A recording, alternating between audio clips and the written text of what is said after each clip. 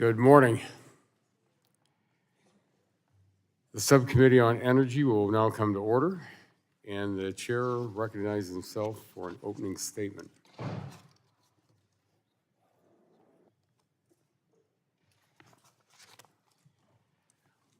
Welcome to today's hearing, Scaling for Growth, Meeting the Demand on Reliable, Affordable Electricity. Today we will discuss the state of our nation's bulk power system and the opportunities that lie ahead in the next generation economy. Our economy's electric grid, built over the course of well over 100 plus years, has been referred to as the most complex, sophisticated machine known to mankind. When operating correctly, the U.S. grid efficiently delivers low-cost, reliable energy to communities of all sizes. Through extensive planning, coordination, and collaboration from a host of government and industry partners, this complex process seamlessly responds in real time to maintain reliability in both normal and extreme weather conditions. Yet today, historic increases in electricity demand, primarily from energy-intensive AI models and domestic manufacturing, are exposing key impediments to the ability of utilities, grid operators, and generators to keep the lights on. When the lights go out, people's lives are at stake. The entities charged with overseeing our electric grid have been warning of potential shortfalls under normal weather conditions. Extreme weather or unforeseen circumstances could turn catastrophic. In 2025, the Energy Information Administration projects 12.3 gigawatts of coal capacities are set to retire.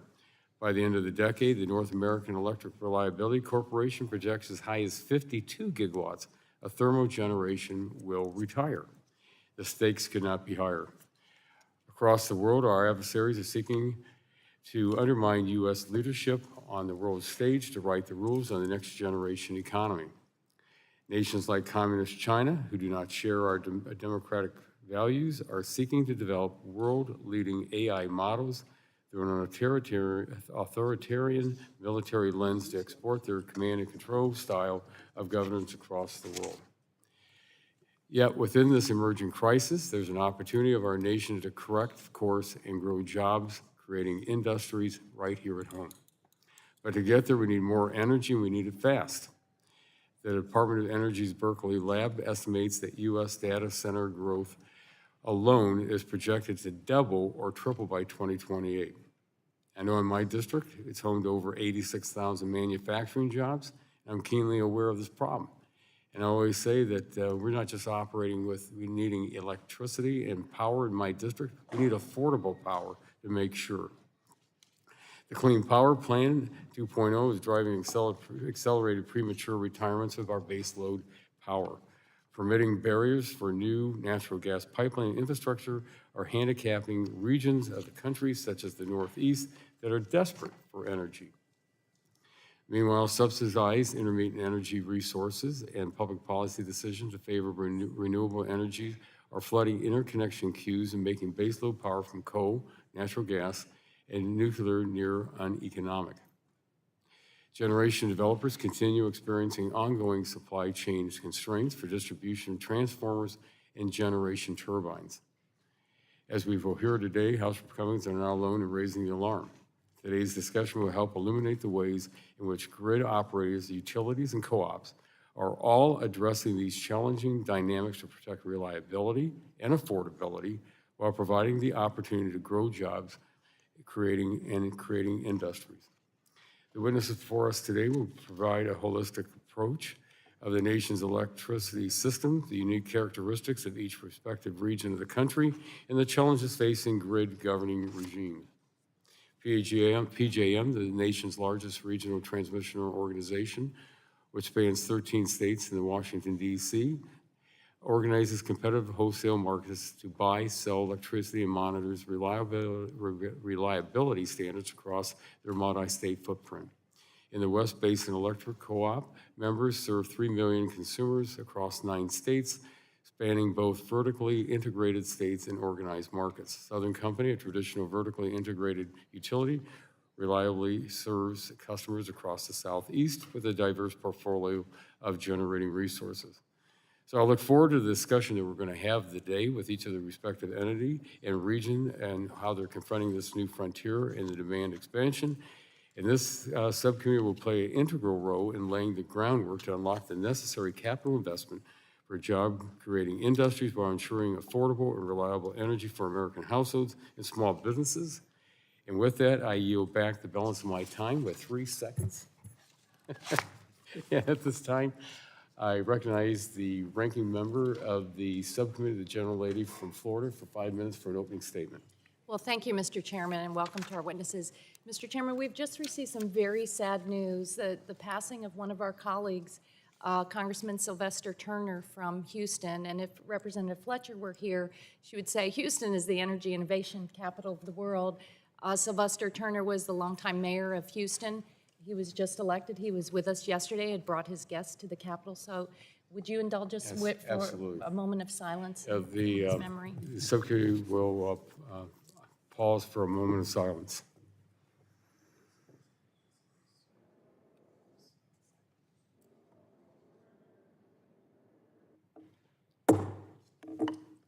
Will the gentlelady yield? Yield to the gentleman. Thank you. I thank the gentlelady. I served with Sylvester Turner 4 years in the Texas House. I hated him because when he went to the back mic and talked against my bill, he made me look like a fool, which is not hard to do. Y'all all know that, right? Great champion for Texas, great champion for Houston, such a gentleman, such a scholar. I saw him last night coming off the floor in his wheelchair. I was shocked this morning. So he will be missed. Mr. Chairman, I yield back.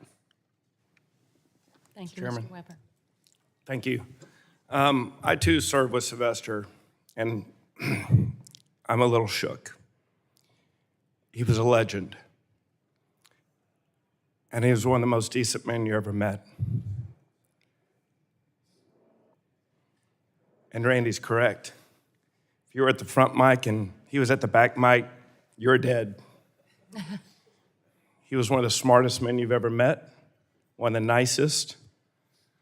My father has a wall of fame on it at the house. He's got a photo with him and Ronald Reagan, him and Lady Thatcher, him and George W. Bush, and Sylvester Turner.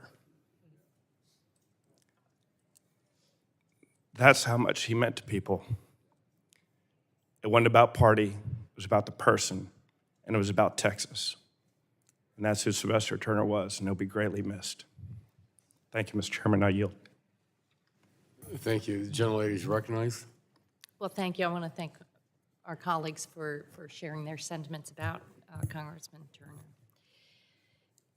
Meanwhile, back here in the Energy Subcommittee, it is difficult to dive into this very important topic. Mr. Chairman, I really appreciate you focusing in on that, but at the same time, it's rather absurd that we're tackling strengthening our electrical system while Elon Musk and the Trump administration are taking a sledgehammer to the Department of Energy, and especially the initiatives that strengthen and modernize the grid. The new administration has spent weeks illegally shutting down DOE grants and loans and partnerships that make energy safe, reliable, and affordable. And that includes the illegal firings of the Department of Energy Inspector General, who is tasked with rooting out waste, fraud, and abuse, and firing the scientists who protect our nuclear enterprise. Meanwhile, the administration and House Republicans have offered nothing to help hardworking Americans tackle the cost of living, including their electric bills. In fact, consumers are losing confidence as Republicans focus on tax breaks for the wealthy and the well-connected and handouts to big oil and gas. And beware, Canada and Mexico are major manufacturers of electrical grid components like transformers and circuit breakers and switchgears, which are needed to update our growing grid. And Trump's tariffs will make these upgrades more expensive, and they'll take even longer, not to mention the direct cost increases that tariffs have on electricity, especially on the northern states. As part of the bipartisan infrastructure law, the Department of Energy was administering a large grid resilience and innovation partnership initiative. The intent there was to enhance grid flexibility and improve the resilience of the power system against extreme events like hurricanes in my neck of the woods. One GRIP project was a battery installation at an Iron Mountain data center in Virginia that was meant to test the potential to store clean backup power and grid support uses. On his first day in office, though, the president illegally froze that project, as well as $103 million in grid funding that should be helping my neighbors back home in Florida. Growing America's leadership in artificial intelligence requires access to more energy. We'll see a doubling in data center electricity capacity by 2030 from projects already under construction. A 1 gigawatt data center would be the single largest energy load in the United States today, and we're building dozens of them. And to support data centers and broader electricity growth, the U.S. Energy Information Association forecasts that the U.S. will build 63 gigawatts of new utility-scale capacity this year. 94% of that is zero carbon. And gas will not magically solve this challenge, even for those who decide they want to build a new gas plant. If they make that decision today, the plant won't come online before 2030. Next generation technologies like advanced geothermal and nuclear, while incredibly promising, are at least several years away. And here's a fact check of the speech last night. The president misleadingly said the Biden administration had closed more than 100 power plants. That's not true. According to the Department of Energy, the total number of electric power plants increased by 2,187 from 2020 to 2023. That is, the number of utility-scale electric power plants in the nation actually increased during the Biden administration. There were about 11,000 in 2020, compared with about 13,250 in 2023. Solar, wind, and batteries are the least expensive, cleanest, and fastest way to add energy to the grid right now. They're driving down energy costs now. And if we want to lower the cost of energy and we want more reliable energy, then we should be making it easier to build solar, wind, and batteries whenever it makes sense to do so. That's why it's raising huge red flags that the Trump administration is unceremoniously halting these grid and power projects. And if Republicans were willing to stand up for the innovative work to modernize the grid that is happening right now, then there are real policies that we could work on together. The real barriers to getting new power online for data centers, for large-scale manufacturing, or just everyday American families is the limited capacity and disjointedness of our power grid. We need to build more transmission to enable more generation and get more out of our existing grid infrastructure. The U.S. has two options. We can choose to double down on outdated fossil fuel strategies that are more expensive, slower to interconnect, and are big polluters, or we can choose the other option, advancing real policies that deliver cheaper, cleaner, faster power that could benefit everyone. I yield back. The gentlelady's time has expired and yields back. The chair now recognizes the gentleman from Kentucky, the chairman of the full committee, for 5 minutes for an opening statement. Thank you, Mr. Chairman, for the time, and thank you for all the witnesses for being here. Gosh, I just met Mr. Turner, Representative Turner, I think yesterday, the day before, sitting in the center aisle, just chatted with him and introduced myself. And for what I've heard from people spoken today, I really miss a lot, by only knowing him for less than a day. And my thoughts and prayers are with his family and all of us here in Congress. When we lose a colleague, it's tough. So God bless his family. But turning to today's hearing, it's going to continue our important work in this committee to identify what is necessary to unleash American energy for the benefit of the public, the economy, and our national security. Without question, energy, and especially the affordable, reliable delivery of electric power, is essential for America to make and do the things needed for a secure and strong economy. Affordable, reliable power is essential for growing manufacturing, for advancing the great promises of AI, and for producing the goods and services our constituents rely upon. It is essential for health and safety. To ensure we have the right federal policies, we must examine how the key players in our power sector, the utilities, grid operators, state and federal regulators, are preparing for a future of extraordinary electricity growth. The witnesses today who have worked to provide power will help us in this examination. A pair of tough challenges make our task particularly urgent. The first challenge concerns the factors behind the emerging reliability crisis. In recent years, we have witnessed the failure to ensure that there is power when our communities need it the most. This crisis has been caused by the loss of huge amounts of reliable, baseload, and dispatchable generation across many regions of our nation following the misguided regulations and without adequate replacement for those resources. The resulting threats of blackouts and brownouts, even in normal peak demand conditions, have been extending across the most populous regions of the nation, as authorities like the North American Electric Reliability Corporation show. Federal and state policies have driven growth of intermittent or weather-dependent wind and solar generation at the expense of generation we will need for a reliable system. It's all important. This has increased the risk for tens of millions of Americans. Many of our constituents have already experienced costly and deadly power outages. This started in California when we witnessed it in Texas 3 years ago during Winter Storm Uri. Just 2 years ago, Southeast and East Coast communities, including Kentucky, lost power. We had rolling blackouts in Kentucky, a TVA area, due to the lack of supply power during the winter event.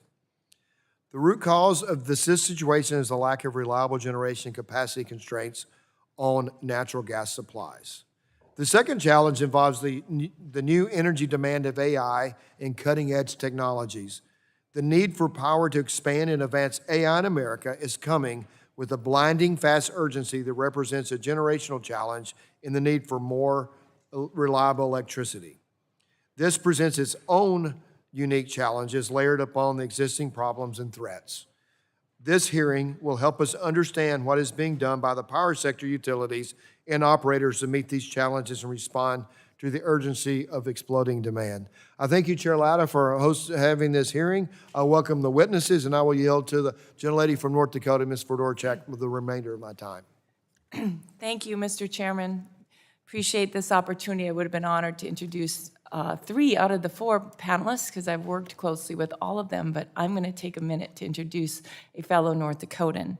I'm honored to introduce Mr. Todd Brickhouse, who embodies the values of hard work, innovation, and community service. As the CEO and General Manager of Basin Electric Power Cooperative, Todd leads one of our state's largest and most prominent businesses. It's an organization that delivers reliable, affordable power to millions of people throughout the Great Plains. With over 25 years of experience, Todd has dedicated his career to ensuring that rural America and America as a whole has the energy it needs to grow and thrive. Like most in this industry, Todd's work isn't about politics. It's about problem solving. That's what I appreciate most about working with folks in this industry. It's about powering everything from farms and small businesses to emerging industries like carbon capture and data centers. Todd's leadership is doing just that, as are others on this panel. Today, Todd brings Dakota common sense to DC, and I'm proud to welcome him and his amazing team who are behind him before our committee today. Thank you, Mr. Chairman. I yield back. The gentlelady yields back, and the chairman yields back the balance of his time. The chair now recognizes the gentleman from New Jersey, the ranking member of the full committee, for 5 minutes for question, or for, pardon me, 5 minutes for opening statement. Thank you, Chairman Latta. This hearing is an important and timely topic. Unfortunately, it's happening in the midst of chaos and confusion for the energy industry because of the actions of President Trump and congressional Republicans. Grid operators around the country are begging Congress to take the challenges they're facing seriously, and instead Republicans just passed a budget that would gut programs and incentives vital to electric reliability while simultaneously cutting Medicaid to fund tax breaks for billionaires. And President Trump's Department of Energy continues to freeze and slow walk billions of dollars in investments in the clean energy sector, which could result in higher energy costs on American families. It's all unacceptable, in my opinion. And it's frustrating because this subcommittee has important policy decisions to consider. After a 20-year pause, demand for power in the United States is growing again. And as I've repeatedly said, this is an opportunity. It means that companies are investing in America, that cutting-edge technologies are being developed here, and that families are making investments in decarbonizing their homes and vehicles. These are good things if the power sector can meet the challenge. We need to act to make sure that our grid remains reliable and affordable over the next decade. That means removing unnecessary barriers to clean energy and making sure that we're adequately planning for a 21st century grid. Claims that this challenge can only be met with an endless fleet of natural gas power plants are completely misguided. For one, the gas turbine supply chain simply won't allow it. Gas turbine manufacturers are backed up and cannot fulfill new orders until 2029. But more importantly, we need a solution that won't saddle homeowners and businesses with higher energy bills to pay for assets that may not be used for 20 years. And we need to find a way to ensure that new large loads like data centers powering AI are paying for their fair share of grid infrastructure, regardless of whether they're co-located with generation sources or pulling electricity directly from the grid itself. And these aren't speculative issues for the future. They're happening now. Families in my home state of New Jersey are going to experience a nearly 25% increase in their power costs this June, in part because PJM seems incapable of getting its act together to quickly add renewable resources to its grid.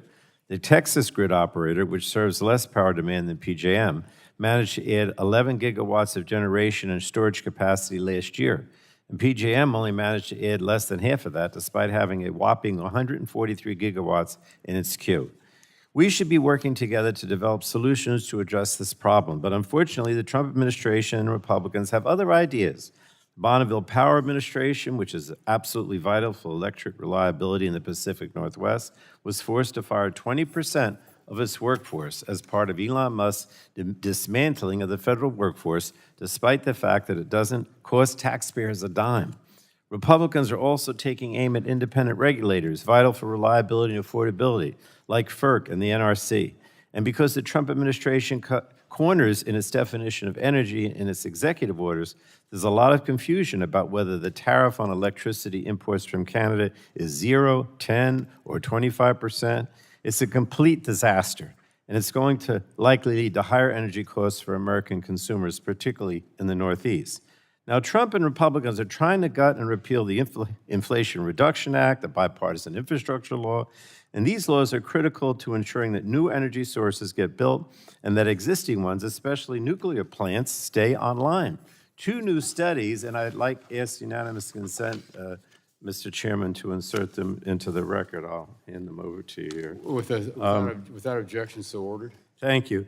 They show that repealing the Inflation Reduction Act's technology-neutral tax credits would increase prices on families and decrease the amount of power brought onto the grid. The reality is that clean energy is the only source of new generation capable of meeting growing power demand at scale.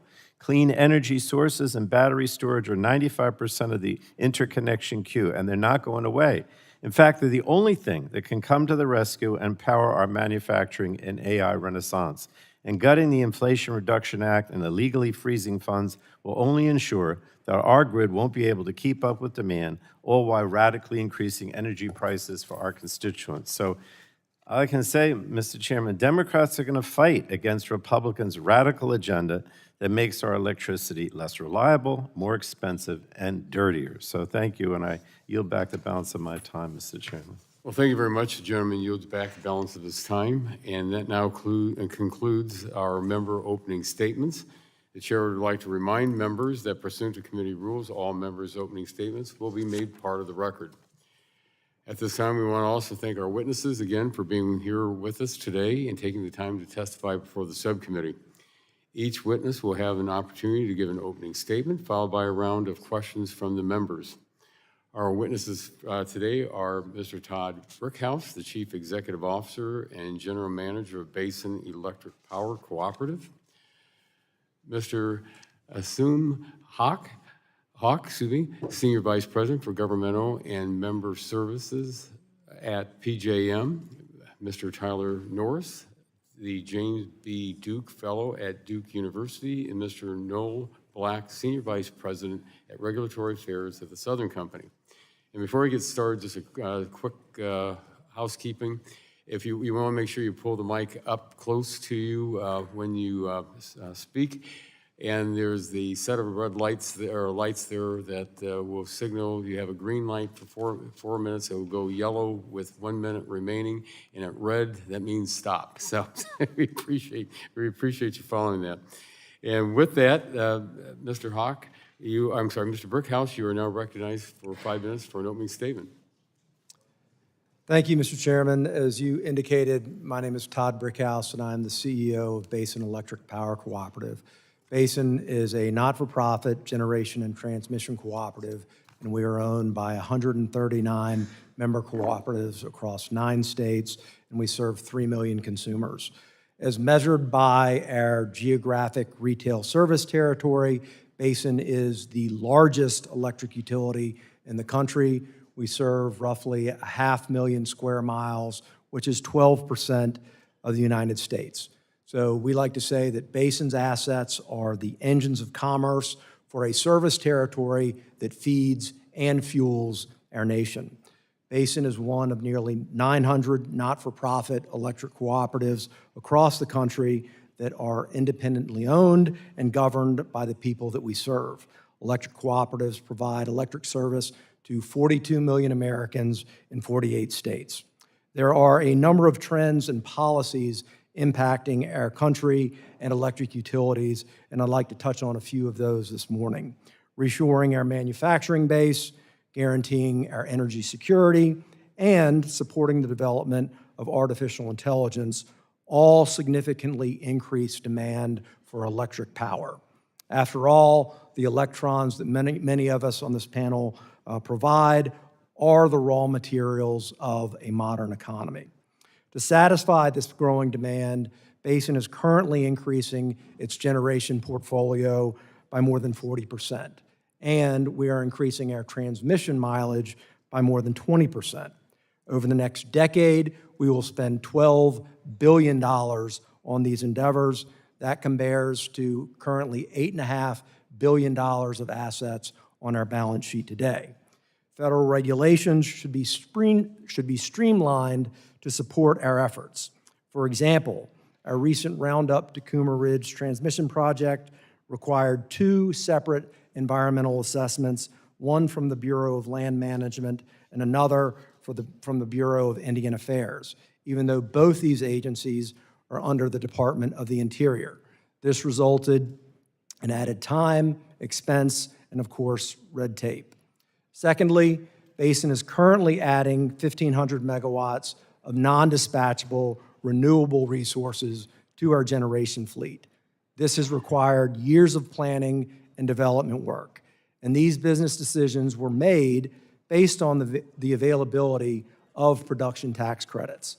We understand and we support the need to put our country on a sustainable fiscal path, but the immediate removal of PTCs will not allow utilities to plan for and avoid increased costs, and this will also immediately harm ratepayers. Another policy matter that needs to be on your mind is tariffs, which the President spoke about last night. We strive to source our capital expenditure program domestically, but the utility industry relies on global supply chain. Our $12 billion capital expenditure program will be adversely impacted by tariffs. And I'd just like to explain to you that these are not one-time costs. These are costs that will be felt over 30 years as we depreciate these assets and we repay the debt used to fund them. Finally, and most importantly, in order to capitalize on the opportunities of reshoring our manufacturing base, guaranteeing our energy security, and fully developing artificial intelligence, we need consistent and rational energy policies from you all. Every sector of our economy depends on reliable and affordable electricity, whether it be households, manufacturers, or the technology industry. As Daniel Yergin and Peter Orzog wrote in an article last week, we are not, and I quote, "We are not so much in an energy transition, we are in an energy addition." Periodic efforts to severely curtail major sources of dispatchable electric generation are counterproductive, and they do not further our national interest. Microsoft and Amazon recognize the importance of dispatchable resources as evidenced by their recent partnership with the nuclear industry. Similarly, Meta or Facebook has recently partnered with Entergy for the development of 2,300 megawatts of dispatchable natural gas resources in Louisiana. Basin is in discussions with more than 7,000 megawatts of similar loads. The Great Plains, where Basin serves, offers abundant wind and carbon-based natural resources, helping Basin satisfy growing demand in a balanced manner. Basin stands ready to support efforts by Congress, the administration, and federal agencies to enhance affordability and reliability for the American consumer. Thank you. Thank you very much. Mr. Haque, you are recognized for 5 minutes for your opening statement. Chairman Latta, Ranking Member Castor, Chairman Guthrie, Ranking Member Pallone, and members of the subcommittee, thank you for the invitation to participate in this hearing to provide PJM's perspective as it relates to electric grid reliability and cost during this period of heavy forecasted demand growth. My name is Asim Haque, and I'm the Senior Vice President of Governmental and Member Services at PJM Interconnection. PJM is considered the largest grid operator in North America as we ensure the reliable flow of power to 67 million consumers in all or parts of 13 states and the District of Columbia. PJM is an entity without profit motive. We effectively function as a not-for-profit that is fully regulated by the Federal Energy Regulatory Commission, an independent federal agency that plays a critical role in the oversight of the energy industry. We are a mission-driven organization whose primary focus is to keep the lights on for the 67 million consumers that we serve. This past January, during a cold spell, we experienced our all-time winter peak of approximately 145,000 megawatts. And if you were here in the district or otherwise in our footprint during MLK weekend, you probably didn't think for a second about the cold weather and its impact on the grid, and that's how we like it. And that's the expectation that we create for ourselves at PJM, which is in tandem with our asset owners to keep the lights on 24/7 without you having to think about it. While our industry can be quite complicated, what we're seeing projecting out into the future actually is not incredibly complicated. After years of what has been relatively flat demand for power in PJM, we are now seeing a major uptick in forecasted growth due primarily to the proliferation of data centers, but also due to electrification and the onshoring of U.S. manufacturing. According to our most recent forecast, PJM expects its summer peak to climb to 220,000 megawatts over the next 15 years. To compare, our all-time summer peak, which occurred in 2006, is 165,563 megawatts. For winter, the forecast is estimated at 210,000 megawatts, again, 15 years out. PJM's record high winter peak, again, occurred just this past January at 145,000 megawatts. So we are experiencing in real time, as well as forecasting out, the substantial increase in demand. So let's talk about supply. After years of having a healthy reserve margin in PJM, we are seeing that reserve margin get eaten up. PJM conducted a study in 2023 where we estimated retirements in the amount of 40,000 megawatts by 2030, driven primarily by state and federal policies and some economics. Now, we do have a number of mostly renewable resources that want to connect to the system that are currently in our generation interconnection queue. That queue has undergone quite a bit of reform per our own efforts and an order from the FERC in 2022, and we are nearing the end of that FERC-approved reform. We hope that all of these projects interconnect, but we certainly have quite a few projects that are through the queue right now that aren't constructing at the pace needed to keep up with supply retirements and certainly not the projected increase in demand. Last year, we interconnected just 4,800 megawatts into an otherwise 180,000 megawatt system. So supply is coming off of the system, and new supply additions are not keeping pace. Again, currently about 50,000 megawatts through the queue, nothing left to do with PJM and not interconnecting or not constructing, and we can talk about that a little more. We should also note that the resources leaving the system are larger dispatchable coal and gas resources, and the resources that we are adding from our queue are primarily intermittent renewable resources. We are resource agnostic, and when you flip the switch, you don't know whether that's a nuclear, coal, gas, renewable watt that you've just consumed. But when you trace those watts all the way back to their source, all of these resource types have different capability and availability. So we need to be conscious of that. It's not a one-for-one swap in terms of availability and capability of the resources that we're retiring and then the resources that we're adding to the system. But either way, we want those watts. We want those renewable resources to find their way onto the system as soon as possible. We want as much supply as we can get in order to meet this growing demand. That means delaying retirements, new supply, that's supply in our queue, and even additional supply on top of that. So again, supply is decreasing, demand is increasing, but for your constituents, the supply-demand imbalance has the potential to bleed into fundamental pillars of power delivery for the average American, which are really reliability and cost. We all need to consider reliability degradation and consumer cost increases as a natural byproduct of policies that exacerbate this supply-demand imbalance. I want to end my opening statement with some optimism. The fact that we're here talking about supply and demand is great progress. We've been talking about this, PJM, for some years now, and the fact that this committee is focused on the supply-demand challenge is a really good thing. The fact that demand is growing means that our nation's economy is growing, and that's a really good thing as well. We have lots of resources that want to interconnect in the PJM system. That's a really good thing as well. PJM in particular has markets that it can utilize to incentivize our next major technological breakthrough, as well as any new resources that we can possibly find onto the system. Pardon me. Again, If you could just finish up, please. Yep. Thank you. So again, this is a moment here at PJM. It's a moment for the industry, and in conjunction with our stakeholders and with all of you, we expect to meet that moment. Thank you. Thank you. Mr. Norris, you're recognized for 5 minutes for your opening statement. Good morning, Chairman Latta, Ranking Member Castor, Chairman Guthrie, and Ranking Member Pallone, and members of the subcommittee. Thank you for the opportunity to testify. I'm informed that another Tyler testified a month ago. I assure you this is not coordinated. My name is Tyler Norris. I'm a James B. Duke Fellow at Duke University, where my PhD research focuses on electric power systems. My research is informed by 15 years of experience in the energy sector, spanning utility-scale power plant development, electricity market forecasting, and technology commercialization at the Department of Energy. I'm here today in my personal capacity. My testimony draws in part from my research as lead author of a new study called Rethinking Load Growth, released last month by Duke University's Nicholas Institute. While demand presents challenges, our research suggests that with strategic planning, the U.S. power system is well positioned to integrate these loads in a reliable and cost-effective manner. My testimony focuses on 3 areas. First, how the existing power system can integrate new large loads while preserving reliability.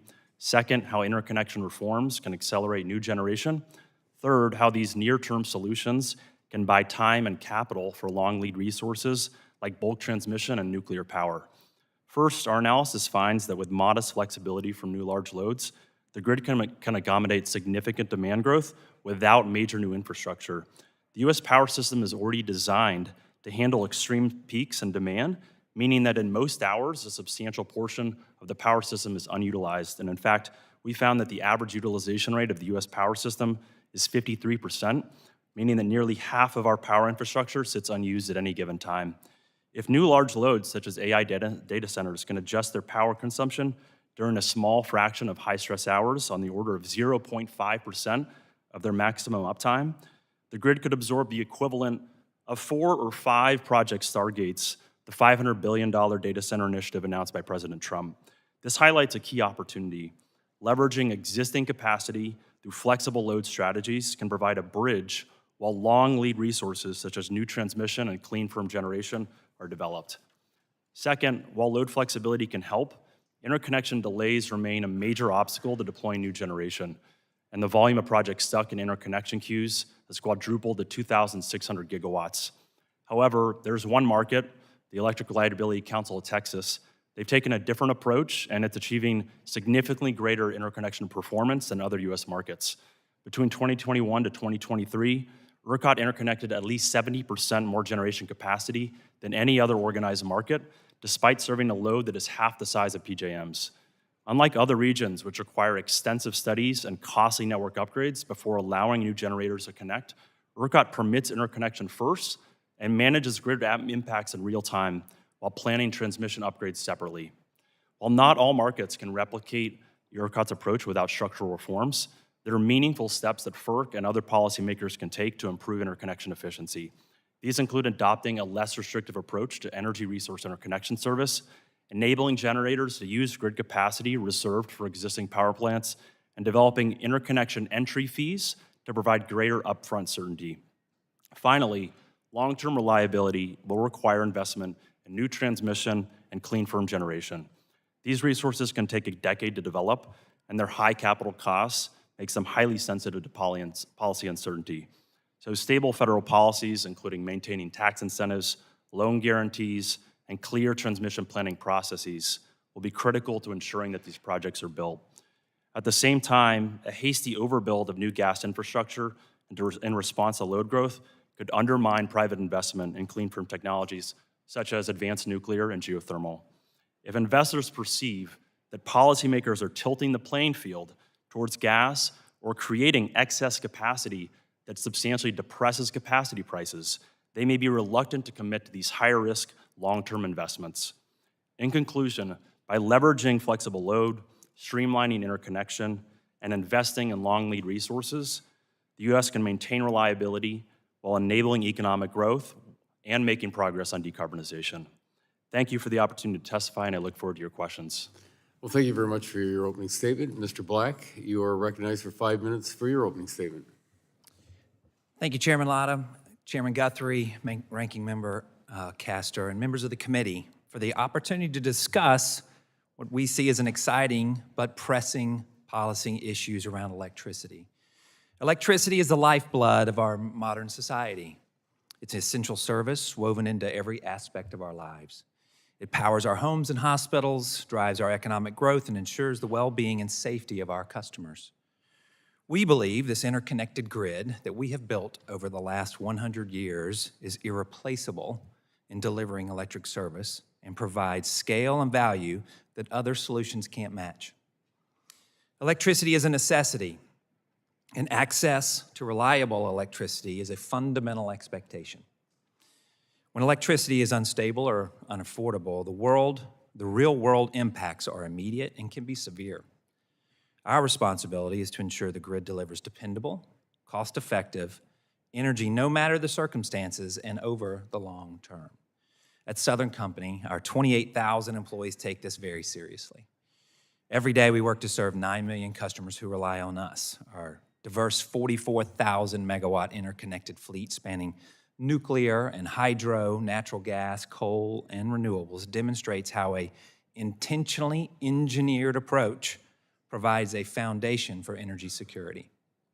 Our system, this interconnected grid, is a modern engineering marvel, as we've heard earlier. Utilities like ours are an essential piece of the energy equation. It's not only the interconnected grid with its, it is only, beg your pardon, the interconnected grid with its scope and scale that can meet all customers' needs. Southern Company's commitment to innovation and resilience is evident. With the recent addition of new nuclear units at Vogtle, we now operate the largest nuclear generation station in the country. In this moment of rapid energy growth, it's become obvious how electricity and energy, though, are highly regional in nature. The weather, resources, state and local politics, geography, the region's load profile, and market structure greatly impact the physics and finance of delivering electricity. We have all heard the one-size-fits-all approach are often not appropriate for energy policy. That's because of this intense regionalism that drives energy outcomes.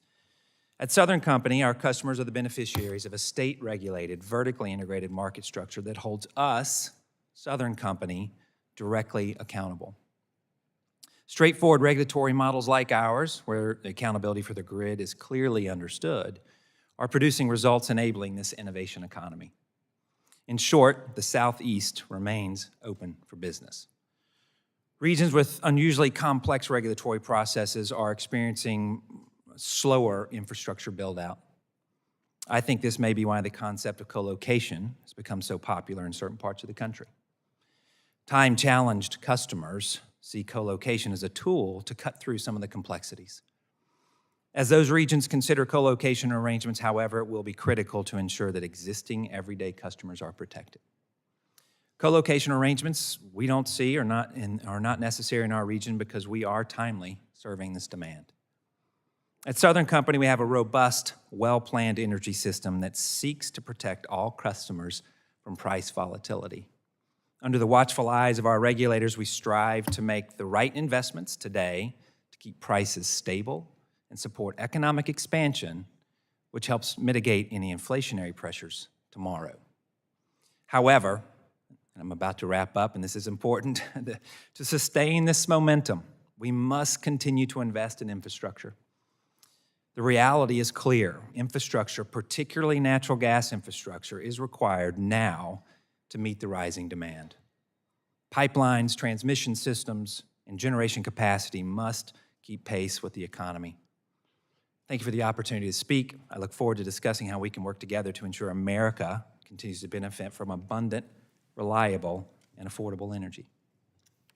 Well, thank you very much for your opening statement, and that will conclude our opening statements from our witnesses. We will now begin the questions from our members, and I'll begin the questions and recognize myself for 5 minutes. One of the questions I asked everybody who came before us in subcommittee in the last conference is very simple. I just get a yes or no. Do we need more energy production in this country or less? Mr. Brickhouse? Yes. Mr. Haque? Yes. Mr. Norris? Mr. Black? Absolutely. Thank you. That's exactly the same response I got from everybody in the last Congress. Boy, so lots of questions and so little time that we get. But if I could start, Mr. Haque, if I could ask you some quick questions. We had the polar vortex that went across the Midwest in 2014. And I know in talking with PJM, I think every year I ask the same questions. If we could sustain what we were able to do, not having blackouts, brownouts at that time. But when looking at PJM's statements and also what was told in my office, that we all of a sudden now we're looking at 2026. What could happen in 2026 if we had another massive polar vortex? So, Chairman, where we're headed is this continued supply-demand crunch. So again, supply is coming off the system. We're not seeing a lot of new supply added to the system. And then we're seeing these major upticks in demand. Let me interrupt. I'm sorry to interrupt, but let me ask you what you just said, because also in your testimony you brought this up. We're taking off generation at the same time the demand is going up. Should we be looking at not taking off that generation, and why is that generation being taken offline? The drivers behind generation leaving the system are primarily state and federal decarbonization policies.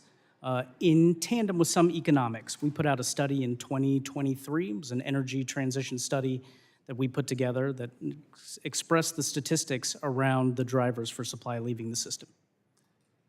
Well, that's concerning because, if we're taking it off at the same time, we're having more need. It's going to be a real problem for us. Mr. Black, if I could ask, in your statement and also toward your closing of your statement, you're talking about that we need to be investing in that infrastructure that supports rapid growth. Was the whole idea and the whole notion of all these data centers coming online ever projected maybe 10 years ago from what we were looking at in our generation that we had to have?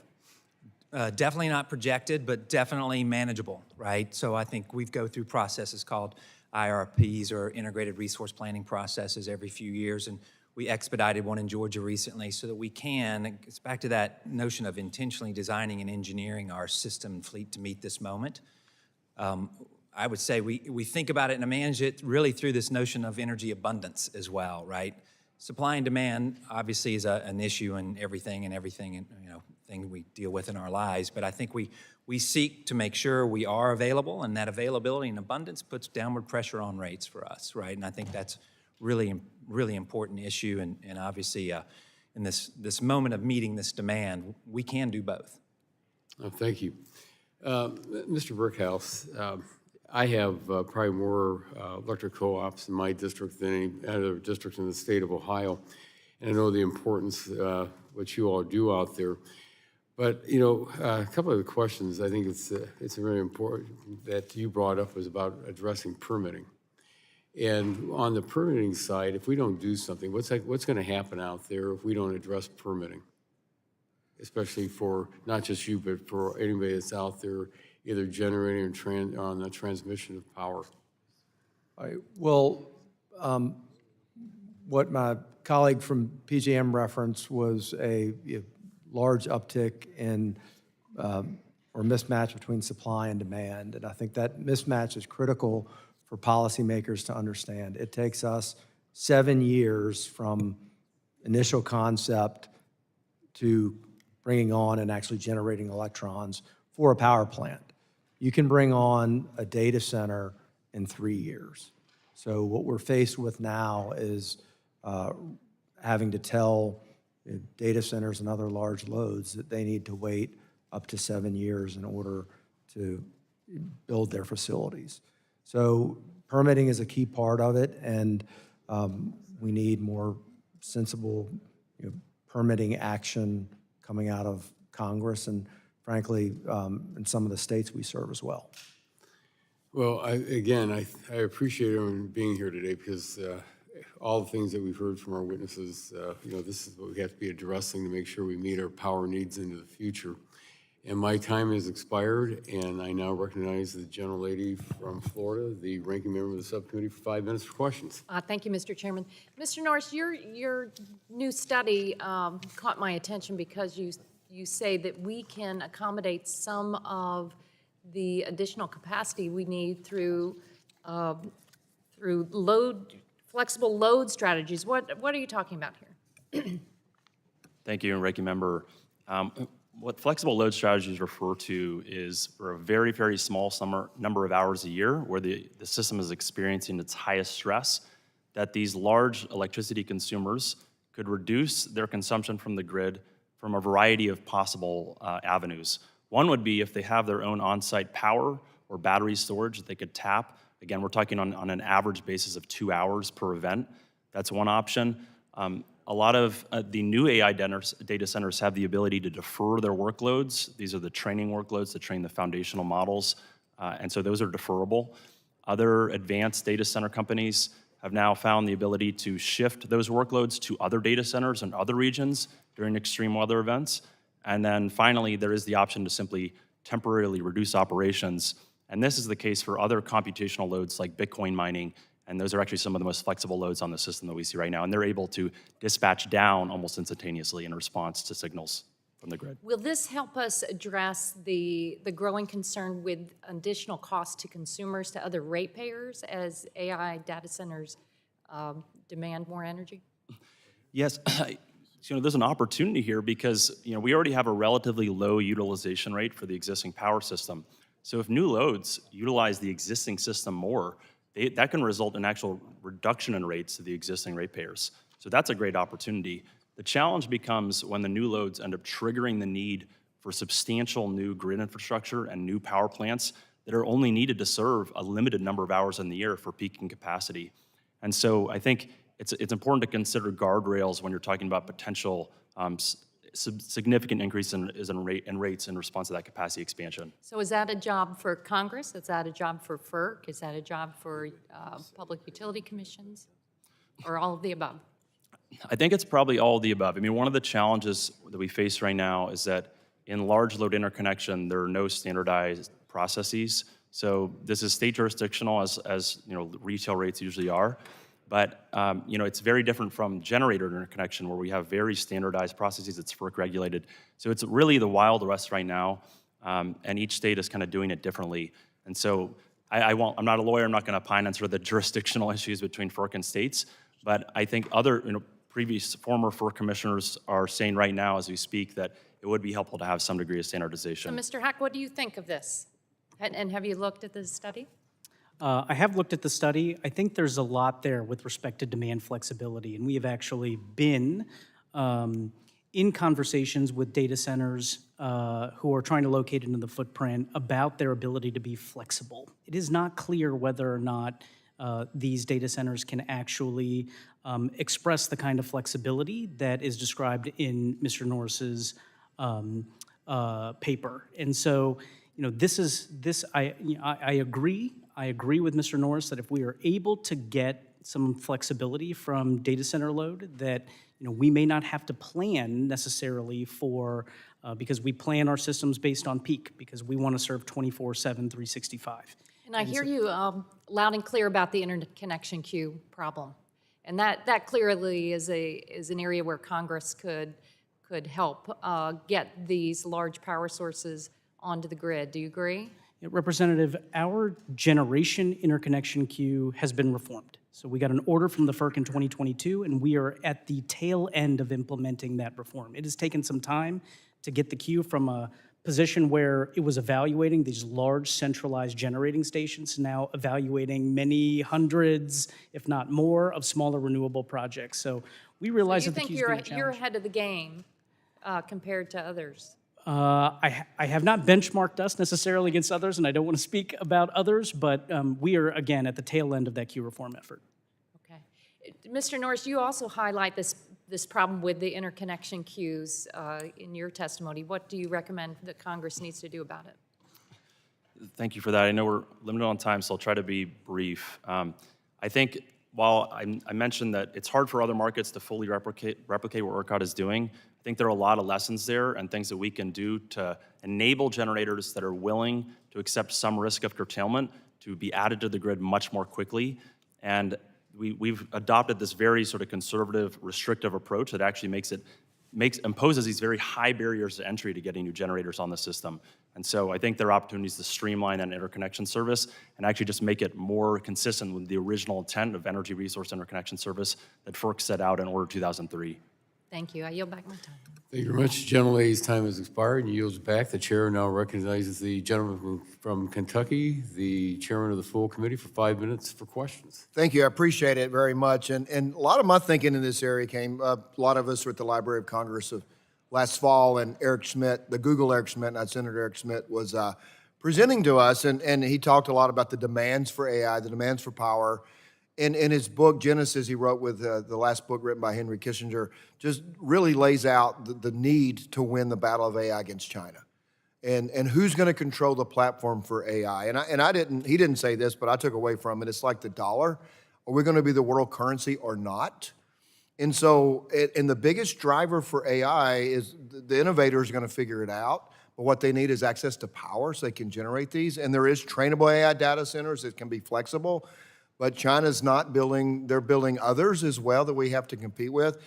And we're going to have to be flexible and efficient as much as we possibly can. But to believe that we can stay down the path that we're on in electricity and to defeat China, that I think it's like European thinking. Well, let's run the world, let's plan for the world like we want it to be, not like it is. And you deal things in the ivory tower, it's been devastating to Europe right now. Go there and see. And so we have to be responsible, and we have to have, but I think it's imperative that we win the fight for AI. If we don't, then we're going to lose the battle for AI to China, and China building 2 coal plants a week, or 2 coal plants every 2 weeks to support their AI. We're also going to lose the other battle for climate change as well. Unless China has a different climate than we do, and I don't think that's accurate. So, Mr. Black, I want to, in your testimony, you talk about how energy policy is highly regional in nature and how it affects the physics of finance and making and moving electricity. For policymakers, what should we take away from that point? So we just had a question sort of talking about whose job it is to deal with some of these issues. I will say we're always thinking through how do we regulate as close to the customer as possible from a state perspective. So a lot of the programs that Mr. Norris has studied and presenting, we've had for a number of years. I'm going to age myself, but 25 years ago, I helped develop a tariff called the Customer-Owned Dispatchable Energy Tariff, which is a standby generator tariff that does exactly what Mr. Norris is talking about. So, but that's all through the state level, right? So when we get into these these responsibilities of who can manage the grid and help us improve utilization rates, we would say much of that is at the state level, and we do that through IRPs and again, the careful management and oversight of our state regulators. So thank you very much. And we're going to have more hearings, and we'll hopefully have people that build these data centers that will just talk about what the risk is if we go down the path that Europe has gone, where they're not building them in Europe. They're not building them. They can't afford to build them in Europe, and that is it set Europe back. Absolutely, their energy policy has set them back. So, Mr. Brickhouse and Mr. Haque, you're in different regions of the country under different regulatory setups. Would you each briefly explain how you plan to meet new growth and power demand and ensure reliability and affordability? Mr. Brickhouse first, and Mr. Haque. Sure. Thank you. So our process and actually how Basin was formed more than 65 years ago, it starts with a load forecast. And from that annual load forecast, we will plan out what our generation assets are going to look like in the future. So you get something similar to what Mr. Black was referencing on an integrated resource plan. And Basin's recent history has been rapid growth. Since 2010, we have averaged increase in megawatt hour sales to our members of about 5% a year. And you're not going to find hardly any other utilities that have grown that rapidly. And over that Limited amount of time, so Mr. Haque, if you could, I'm running out of time, so. Sure. PJM is, again, a 14-jurisdiction regional transmission organization, and we have both regulatory paradigms. We have the vertically integrated jurisdictions, about half, and we have restructured jurisdictions, about half. Restructured jurisdictions, they rely on markets to incentivize new resources. Vertically integrated jurisdictions, the same as Mr. Brickhouse, and I think as Mr. Black were describing through integrated resource planning. So, thank you. And wind and solar is important to this mix. So, matter of fact, you can produce it quicker, is what my colleague from Florida talked about. But the problem is if you incentivize it to the point where people don't build other dispatchable power because you can't be competitive, then we lose in the long term. So in the short term, wind and solar is going to be able, because of the supply chains and others, we're going to need it. But we also need to make sure we don't disincentivize building power to win this battle. So my time has expired, and I'll yield back.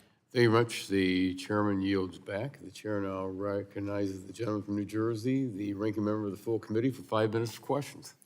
Thank you, Mr. Chairman. Mr. Norris, I want to ask you some questions. I want to focus on something you mentioned in your written testimony, which was that if large energy loads can be a little flexible, it will buy us a lot more time to increase the grid's generation and transmission capacity. And frankly, we're going to need that time because many grid operators have been abysmally slow at getting sources of clean energy hooked up to the grid. So let me ask you this. Can you, Mr. Norris, can you talk about what policy changes to interconnection queues or anything else we need to make to get energy on the grid as quickly as possible, and how important it is to make those changes sooner rather than later? I have 3 questions, so. Thank you, Congressman. This has been a significant area of research for us, and what's actually interesting about it is how similar the solutions are on the large load side for the large generator side to get them onto the grid faster. And the way it works, right, is they look at the maximum output or draw that the generator or the load puts on the system, and they study it, and what happens is it often triggers a lot of upgrades on the system. But if the load or the generator is willing to be flexible, such that it might be curtailed in a small number of hours a year, it can connect to the grid much more quickly. That's what ERCOT does, and that's why their speed to interconnection is twice as fast as every other market. And so with modifications to energy resource interconnection service and making these large load services available, they may be able to connect to the grid much more quickly so that we can win the AI race, as the other member just said. All right, I guess I'm going to have to go quicker because I actually realized I have 4 questions. With all this increased demand on the grid, how can we best protect residential ratepayers from skyrocketing costs, and how much of this is the federal government's responsibility versus state regulators' responsibility? Yeah, I think for a lot of these large loads that are coming on the system, they're coming into a paradigm where we had no load growth, and where the traditional paradigm was we meet any new loads at any cost. And the problem is that under this kind of paradigm, with this amount of load this quickly, the rate impacts could be substantial. And so I think you're seeing a number of jurisdictions realize that there need to be guardrails put in place, and ideally, any incremental cost of service to serve the new load for these large loads should be covered by that large load. And I think there are other guardrails that can be put in place, like upfront security. They could post while they're trying to interconnect, and then exit fees as well. Okay, and then I wanted to go back to those studies I entered into the record earlier, and they show that repealing the IRA's technology-neutral tax credits could increase the price families pay for power in some states by up to 20%. So, Mr. Norris, just because, of course, I question a lot my Republican colleagues, what they describe as facts, but wouldn't that be bad for affordability? Am I correct? Yes, and there are a few studies out there that are demonstrating this right now. I mean, it's sort of obvious, right?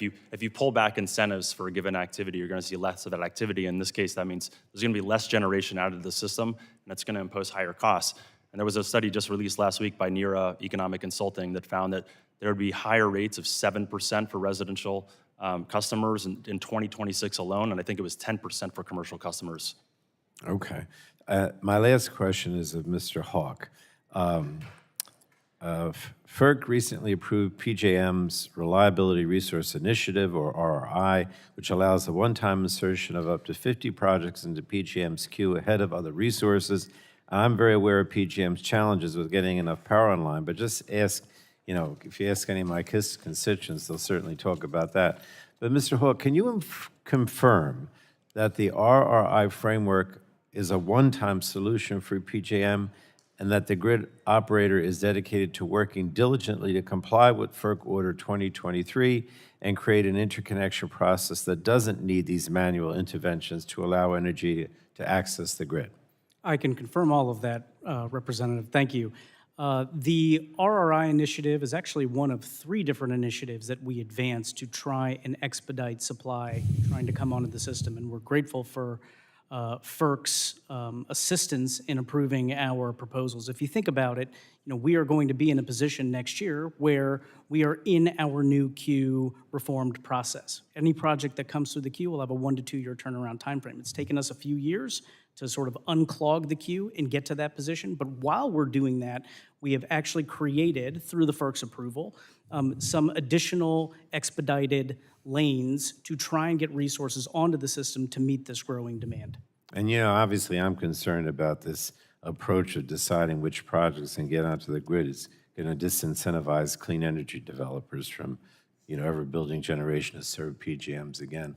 I know my time has run out, but I did want to say, Mr. Latta, Chairman Latta, I was happy to see, he's not here, I don't think, that Chairman Guthrie talked about the importance of solar and wind power, because every time I hear Trump, he says he wants to get rid of it completely. So it's good that you guys, at least, or I hope, do not agree with Trump in that regard, but we'll see. Thank you. The gentleman's time has expired, yields back. The chair now recognizes the gentleman from Texas, the vice chairman of the subcommittee, for 5 minutes for questions. I thank the chairman. Mr. Norris, I'm going to come to you. You made some interesting statements in your testimony about ERCOT has certain advantages. Would you go back through there and state those again for us? Yes, so ERCOT makes it much easier for new generators to connect to the grid. And there are different reasons for this, but basically it's come one, come all. They study them, they give them the result of the study, but they don't charge them for the cost of big grid upgrades. So a project can connect at its own risk, and the result is that their speed to market, speed to interconnect is twice as fast as other markets, and they've been adding more capacity, as I mentioned earlier, than any other market by far. When you say speed to connect is twice as fast, what does that mean? They're able to get up and running in half a day, 1 day, 2 weeks. What does that mean? Well, these are big assets, so it's a little longer than that, but you're generally talking about on the order of 2 years is when you're talking about the speed we're talking about is from interconnection request to getting online. And so we're talking about 3 years approximately, and in other markets it can take 5 or 6. Okay, Mr. Brickhouse, I'm going to come to you. With that in mind, and I know, of course, ERCOT, do I recall correctly? I'll ask all of you. There's 9 grids in the country, is that right? 9 various grids? that in North about right? America. There's 9 grid operators in North 9 grid operators, okay. So with that in mind, trying to make things easier to connect to, Mr. Brickhouse, how do y'all fall along those lines? Are you like ERCOT, less like ERCOT, or where do y'all fall in that scenario Mr. Norris just painted? Well, with respect to connections, as I mentioned earlier, you can get a data center online a lot quicker than you can build a power plant. So our focus lately has been getting power plants online as quick as possible. And so primarily, most of our load is in the Southwest Power Pool. So we'll go through an interconnection process with them. And with Pioneer 4, which is 580 megawatts of dispatchable natural gas generation we're finishing up, we have actually elected to connect to the grid prior to the final cost estimate of what grid upgrades will need to take place. Is that a 2 or 3 year process? Yes. Okay. How about you, Mr. Hogg, 2 or 3 year process? Our process is different than ERCOT's process. If you are load that wants to connect to the system, we feel like there's an obligation to serve that load, but our processes are different than the others. So what time frame does it take? I'm sorry, can you repeat the question? What time frame does it take? If you're going to hook up, you identify load, what's it going to take, a year, 2, 3? That is dependent. Okay, it is the load that wants to interconnect to the system. It'll be dependent on a series of different factors, and it'll be dependent on, first of all, the transmission system, and whether the transmission system can actually accommodate Bear the load. And so we'll study it and see if the transmission system can actually accommodate the load. And then there are some, we'll just characterize them as adventurous arrangements that some of these data centers are trying to enter into, which then adds to the potential complexity with the possibility of this concept of co-location in So general. you're studying right now about AI, aren't you? Yes, we are. Okay, how about you, Mr. Brickhouse, studying right now about AI? Yes, we expect to connect AI. Did either one of y'all, and I'll start back with you, Mr. Brickhouse, have to knock offline a coal plant? Have we knocked offline a coal plant? Have y'all had to take a coal plant offline? No. How about y'all, Mr. Hogg? For the purposes of AI, No, just in general. yes, we've had quite a bit of coal retire on our system. So let me go back to Mr. Brickhouse, not just for AI, but have you had to take a coal plant off just in general? We do have periodic outages, and then when, with the wind resources across the Great Plains, periodically. But you've not decommissioned the coal plant? We have not decommissioned a coal plant. One of our original coal assets was actually decommissioned in the 80s, which I don't think you're referring to, but that was for different reasons. Well, I don't look that old, is that what you're trying to say? I like this guy. So, and I guess we'll come to you, Mr. Black. How do you feel about commissioning, decommissioning some of the coal plants? You got 13 seconds. Sure, we have retired some coal plants, but we have some coal plants obviously still in our fleet that are incredibly useful for us, and we've extended the life of those recently in our IRPs to meet this demand. Okay, I appreciate that, Mr. Chairman. I yield back. Thank you. The gentleman's time has expired and yields back. The chair now recognizes the gentleman from California's 50th District for 5 minutes for questions. Thank you very much, Mr. Chair, and thanks for holding the hearing on this issue. This is something I've been looking forward to for a while, where we can have a discussion about kind of what the challenge is and what we might do to come up and meet it as a country. It will be a challenge to keep the lights on and keep costs low, given what we have, this unprecedented increase in energy demand from data centers, manufacturing, electrification, population growth. I think we've all acknowledged that. I don't believe we're prepared to handle this demand as is. We can't just address the problem by building more of any one particular kind of energy, and anyone who thinks otherwise, I think, is probably maybe being a little bit ideological, which I don't want to be. New, cleaner generation has to play a role in meeting the energy demand. We also need to make significant investments in our electric grid and pipeline infrastructure so that power can be moved more efficiently from where it's abundant to where it's needed, and we need to use all the tools in the toolbox to meet the challenge. But we do fail if we don't get shovels in the ground and start building what we need at the pace we need to build it, at a pace that meets the urgency of the challenge. And every day we waste will increase costs, give our competitors an edge, make us more open to unreliability, and make us less safe. In the 1970s, when many of the first environmental rules were passed, our priority was to stop dirty, destructive projects. We were on defense. Today, if we want to continue to reduce our emissions and build the infrastructure of the future while reducing costs for taxpayers, we need to go on the offense and reform our laws to meet the challenges of today. As we've spoken before, that means permit reform in many different contexts. I look forward to working with my colleagues on real solutions that will strengthen the electric grid, drive down costs, and build a more resilient future for our constituents. Mr. Norris, I've put forward several bills to incentivize grid planning, to harden utility infrastructure, more efficiently site and permit national interest transmission lines. And one of those bills is my Bipartisan Speed and Reliability Act, which streamlines permitting for large transmission lines that relieve grid congestion and improve reliability. Can you talk about the costs and reliability benefits to identifying the highest value projects and streamlining permits for those projects? Absolutely, and thanks for your leadership, Congressman. I think a good case study on this actually is in our region in the Carolinas, where the industry worked with Duke Energy on a proactive transmission upgrade. It was to the Eastern Carolinas, and the reason is because the least cost resources available to the system are located there. It's large-scale solar power plants, but that area of the grid was relatively weak, and so they went through a proactive public policy-driven process. They got approval from the Utilities Commission, $560 million, but it unlocked gigawatts of projects.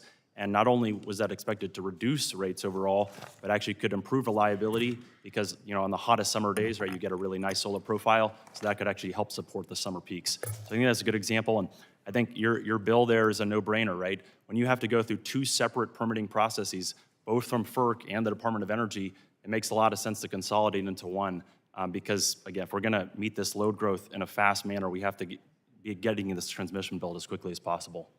Thanks, I appreciate you being here. I also, we have a Duke connection, so I'm listening to you extra hard. Appreciate that very much. Mr. Haque, I wonder if you could talk about interregional transmission and the importance of investing in the electric grid. How's that complementary to building new generation sources, and how do you think about that, both regional and interregional transmission?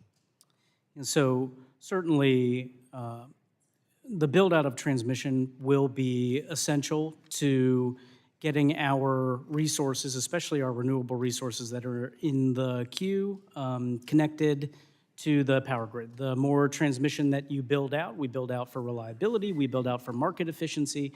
We're advancing down this path of long-term planning that was approved by the FERC, but the more transmission you build out, theoretically, the less that renewable developers need to pay in upgrades, and so that will be helpful there. Interregional, we currently, we export quite a bit of power to our neighbors. February, we were exporting, in fact, we exported 14,000 megawatts during a cold weather snap to our neighbor, the Mid-Continent ISO. And so there's actually quite a bit of interregional capability that exists today. And so we will continue to study this to see if there's any additional. What interests me is that PJM has determined that it's not just about building transmission in your region for reliability, for consumer service. You've decided that as part of your business, it's important for you to plan and to execute on interregional transmission, right? We have, again, quite a bit of interregional transfer capability, and we will continue to analyze that. We're actually doing a joint study with the Mid-Continent ISO right now. And of course, FERC Order 1920 actually mandates that we look at interregional planning in tandem with our long-term planning framework. Great. Well, thank you. Thanks for your leadership, and thanks to all witnesses. I yield back. Thank you. The gentleman's time has expired and yields back. The chair now recognizes the gentleman from Alabama's 6th District for 5 minutes for questions. I appreciate the witnesses being here, and I want to raise some questions about the reliability of the grid, particularly as it regards transformers. A couple of years ago, there was an attack on transformers in North Carolina that shut down power for about 4 or 5 days. And one of the things that I found out was that they had to salvage or scavenge transformers from around the country. They didn't have transformers in reserve to get those back up. Mr. Black, I should say Mr. Brickhouse, You flagged these concerns in your testimony, and I'm concerned that we have a major supply chain problem in our ability to manufacture transformers here to meet our needs if we were to have a catastrophic event, a coronal mass ejection, a geomagnetic issue that could shut down huge numbers of huge portions of our power grid. So I'd just like for you to comment on that, and particularly something that President Trump mentioned in his speech last night about the need to declare, I think, critical minerals, rare earth elements as critical to our national security. On the transformer issue, I think it extends a little bit further to breakers as well. And part of the issue that you're having is with these large loads that I think everyone has talked about today, a data center needs similar equipment as a power plant. We need breakers and transformers when we build a power plant to get that energy on the grid, and to receive that energy, a data center needs breakers and transformers. So with the advent of these large loads in the form of data centers, you have almost double demand for the similar equipment that are needed by the two facilities. If we had a catastrophic event, are you gentlemen familiar with an event that occurred in 1859 called the Carrington event? It was the worst coronal mass ejection ever recorded. If we had an event like that, Lloyd's of London has done an assessment that it would there'd be about 30 million people in North America that would be without power for anywhere from 2 weeks to 2 years. If we were to have something along that scale, how long would it take us to replace the transformers, the breakers, to get our grid back up and operational? It would be a considerable period of time depending on how wide the impacts were.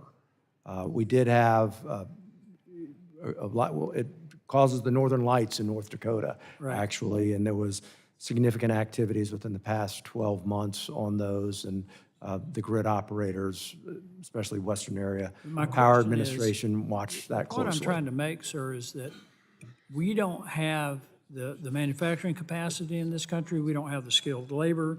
We don't have access to the critical minerals that we need to build our own transformers. We don't have an adequate supply of transformers. Most of the transformers we get either come from Mexico or China.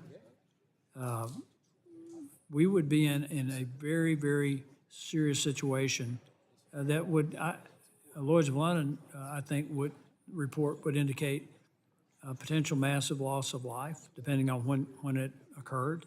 And that's a huge concern to me. And what happened in North Carolina, Mr. Black, the guy goes in and shoots up the oil tanks and would cool the transformers, and we lose that whole station.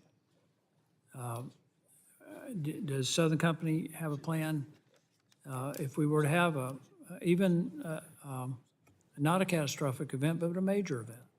Certainly, GMDs have been on our radar for quite some time, and physical security, like you mentioned in the Carolinas, there are something we plan for and test and prepare for all the time. I think your sensitivity around, in the midst of all this growth, the supply and demand challenges. Right. We've seen it ebb some, the challenges since COVID.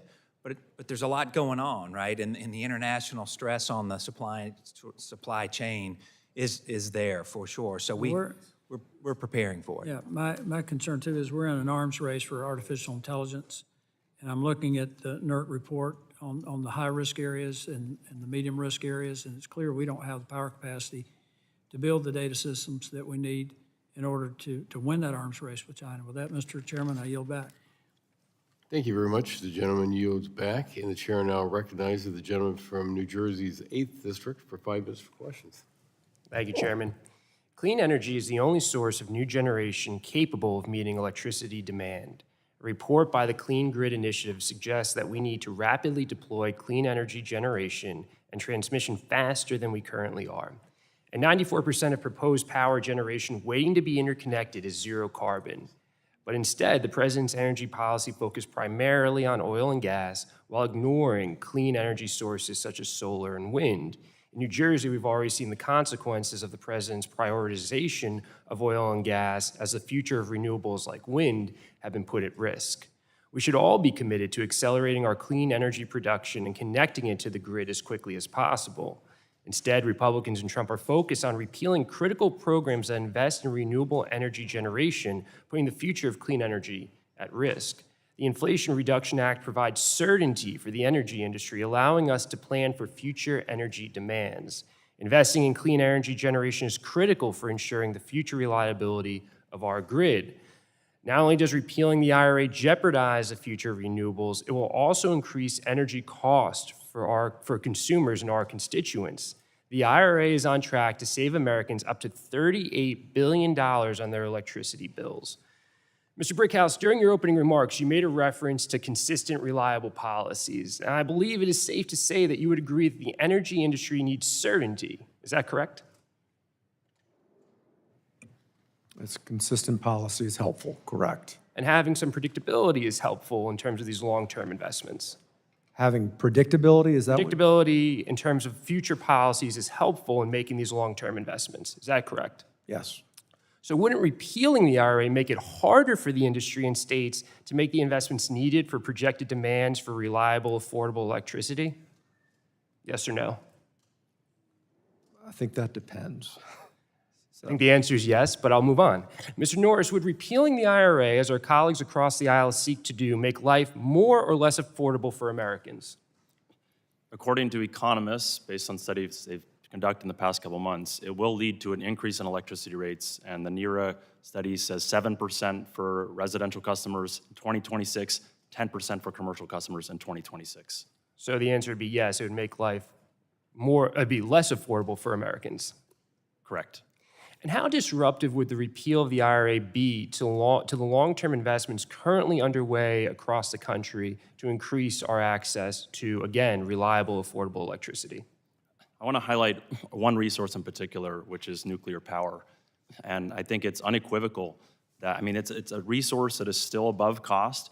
Georgia did a great service in some sense by paying above market for those 2 reactors at Vogtle. But there still has to be some cost premium paid to get those resources online. They're heavily reliant on federal subsidies and incentives. And so if there is a repeal of the IRA tech-neutral tax credit for nuclear or any impact on the Loan Programs Office, there will not be a nuclear renaissance in the United States. And similar principles apply to enhanced geothermal and other possible firm baseload or clean baseload sources in the future. And to achieve energy dominance in this country, shouldn't we want an all-the-above approach? And shouldn't we continue these investments that are already underway and funded by the IRA? One of the, I think, could have been bipartisan opportunities in the IRA was to shift from resource-specific tax incentives to a technology-neutral structure. And so the whole idea there was to make it an all-of-the-above approach. And so I think that was a key design. And again, for these advanced resources, it's going to be critical to keep those in place if we want to see them move forward. Thank you. Mr. Haque, I understand that wind, solar, and storage make up the vast majority of resources in PJM's queue, and PJM is currently undergoing queue reform efforts. So let me ask you this. If the IRA's tax credits were to be repealed, wouldn't the vast majority of resources in PJM's interconnection queue see a substantial amount of their financial incentives erased?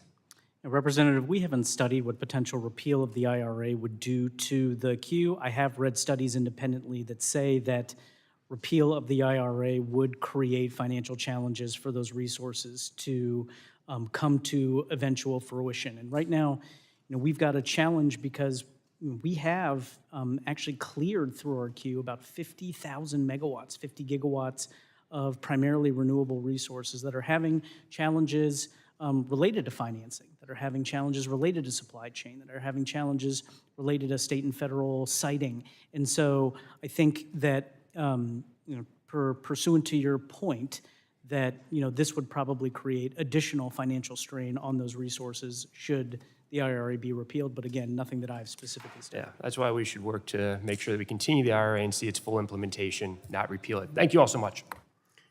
Thank you. The gentleman's time has expired and yields back. The chair now recognizes the gentleman from Georgia's 12th District for 5 minutes for questions. being here today and sharing your expertise on this important challenge that we have. The United States has an abundant energy supply, and the question is not do we have enough energy resources, but can we produce energy at the levels needed to meet the nation's future demand. My state of Georgia is the top state to do business in 12 years in a row, and with that, new manufacturing and data centers are coming to the state. This is leading to high demand for the grid, and we must continue to ensure we can provide reliable, affordable energy as we power our nation's needs. In my district, the 12th District of Georgia, we have Plant Vogtle, the largest nuclear energy clean power station in the country. Nuclear energy will play a critical role in meeting our growing needs to ensure U.S. leadership in the next generation economy. The ADVANCE Act was signed into law last year and included my legislation, the Nuclear Licensing Efficiency Act, which will drive more efficient, timely, and predictable reviews of reactor licenses. Mr. Black, thank you for being here today. Can you discuss the considerations Southern Company takes into account when seeking to invest in nuclear facilities and how you see the role of nuclear energy in our future energy mix? Well, we're certainly proud of Vogtle and glad we have it online, particularly in this moment of radical expansion of our grid. It is operationally a fantastic resource and provides a lot of sort of electrical benefits to our system that enables us to take even more customers to our system. I think the AP 1000 is a solution that we understand. Its risks are understood, and I think it's a solution that we and our nation should think through in expanding its development. Right. We know how to build them. I mean, it was 30 years. Yes. Before we built, and this is somewhat of a modular project. I mean, a lot of it's made off site and then brought in and erected, and we can continue probably to improve on that. But at least we now have the workforce, we have the capability, we know we can do it, and we know that thing's going to be running there for a long, long time. Mr. Brickhouse, in my state, Oglethorpe Power is a wholesale provider of energy for electric co-ops, and they tell me that it is critical for reliability of the grid. They have the ability to run their dispatchable baseload assets like nuclear, but also their coal plants and natural gas generation. During the Biden administration, the EPA's Clean Power Plan 2.0 would only make it harder and more expensive for cooperatives to maintain reliability of the grid. Can you walk us through how the EPA regulations on power plants are factored into Basin Electric members' planning and investment decisions, and how that may impact the ratepayer and reliability in your areas? Certainly, thank you. And our Chief Financial Officer, who's with me today, used to work at Oglethorpe, so we have some things in common there. I think the most illustrative example for the committee would be that a baseload coal plant, you want it to be available and online, or available at least 90% of the time.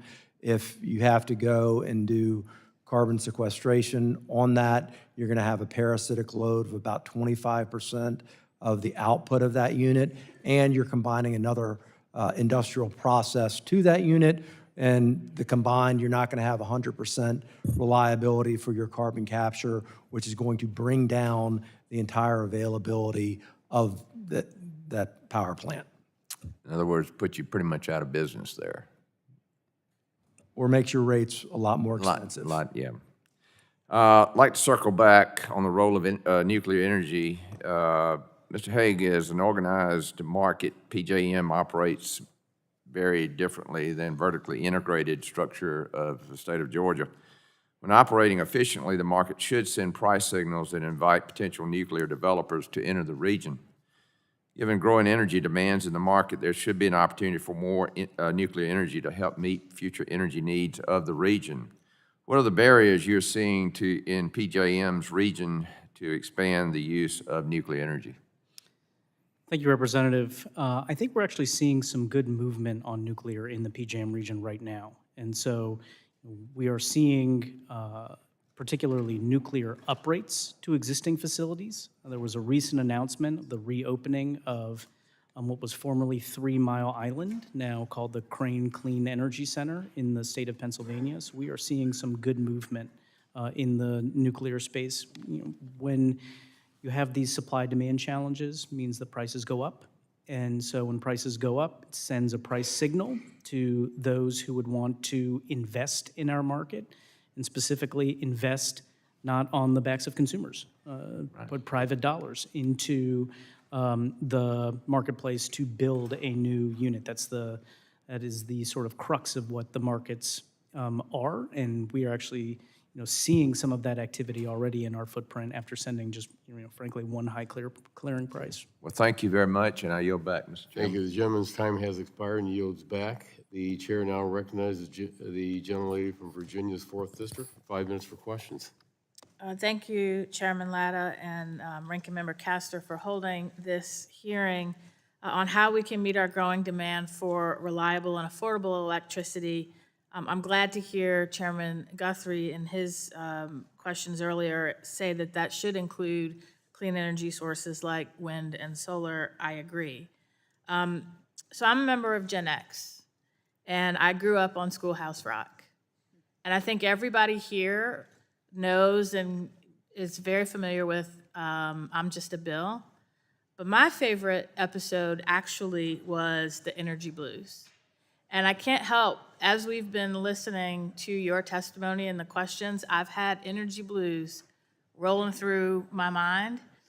Maybe one day I'll ask for unanimous consent to put the lyrics in the record. I'm not going to sing it, but I do want to highlight a couple of them. Energy. Sometimes I think I'm running out of energy. Seems like we use an awful lot for heating and lighting and driving, reading and writing and jiving. Energy, you'd think we'd be saving it up. It goes through a history of the energy sources and the increase in demand in American history. It says, energy, we're looking to try and find some new kinds. Energy, exploring to try and make a new find. Nuclear and thermal and solar, if we miss, we'll get colder and colder. Energy, we've got to stop using you up. Then it introduced my little kid self to the concept of energy efficiency. So don't get cross when Mama says turn that extra light out. Just turn it off till we find us a fuel that never runs out. If everyone tries a bit harder, our fuel will go farther and farther. Energy, we're going to be stretching you out. So just want to remind you that our childhood shows, our childhood jingles are actually very educational and still very relevant. So Mr. Brickhouse, I think I misheard you in one of your answers, and I want to make sure I set the record straight. In your written testimony, you urged Congress to keep the investment tax credit and production tax credit. Is that correct?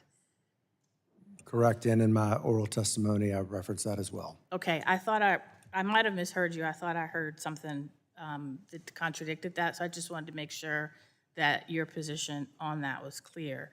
In Virginia, we have the Coastal Virginia Offshore Wind Project, which is an incredible example of how offshore wind can be a powerful economic engine for the entire region. And it's something that has bipartisan support that grew out of bipartisan, the Virginia Clean Economy Act and related wind legislation that we passed. And nationally, offshore wind has brought $25 billion in new investments to ports, factories, manufacturing facilities, the electrical grid, and jobs. You all have discussed the demand for electricity in the region is expected to grow significantly in the coming years for a wide variety of reasons. And there are currently offshore wind projects like the one in Virginia and elsewhere that could contribute to PJM's grid. Mr. Norris, could you explain how, despite Chairman Guthrie's view that wind and solar are necessary and we should continue down that path, can you talk about how President Trump's executive order halting new federal leases and permits for wind energy and the massive uncertainty it creates for businesses will impact PJM's ability to meet the growing demand for energy in the coming years? Yeah, well, one of the great things about offshore wind is it actually has a pretty high capacity factor and a capacity value because it actually produces on winter mornings when we need power. So it has a nice profile. What's happening is that some states have said, we're willing to pay above market to get the offshore wind industry kickstarted. Kind of like Georgia said, we're willing to pay above market to get these 2 new reactors online. And that's a great service to the country that they're performing because offshore wind is an immense resource. It could offer a lot of energy in the future. It does require some upfront investment, right, to get it down the cost curve. But if you're going to get rid of the leases, then it has no possibility of growing as an industry. And you're basically preventing those states from saying, we want to develop this resource. Thank you. And I'll just note in my final seconds that one of the quickest ways that we can help to address the growing demand is to also help mitigate that demand through things like energy efficiency programs that are the fastest and cheapest way to help address demand and slow its growth. So you all touched on that in your testimony, and I just wanted to reiterate that point, given that we're taking some opposite actions here in Congress last week and this week on the House floor. Thank you, and I yield back. The gentlelady's time has expired and yields back. The chair now recognizes the gentleman from Ohio's 12th District for 5 minutes for questions. Thank you, Mr. Chairman, and I will start my questions this morning. Thank you all for being here with my good friend and always my chairman from the great state of Ohio, Mr. Haque. Mr. Haque, I'd like to discuss some concerning trends we're seeing with operators' interconnection queues. It's been talked a little bit about here this morning. PJM's existing installed capacity mix is overwhelmingly made up of dispatchable power generation, such as natural gas, nuclear, and coal. However, 97% of PJM's queue capacity comes from renewable generation. Mr. Haque, in your testimony, you note that unlike traditional thermal generation, renewable resources do not provide certain essential reliability services that are necessary to balance and maintain the power grid. Do you have any concerns with the lack of dispatchable power generation entering PJM's interconnection queue, and are there enough of these projects to offset premature retirements and meet rising growth demand? Thank you, Representative. Great to see you. We certainly have concern with not having dispatchable resources in the generation interconnection queue. And the grid is a machine, and it is a machine governed by the laws of physics.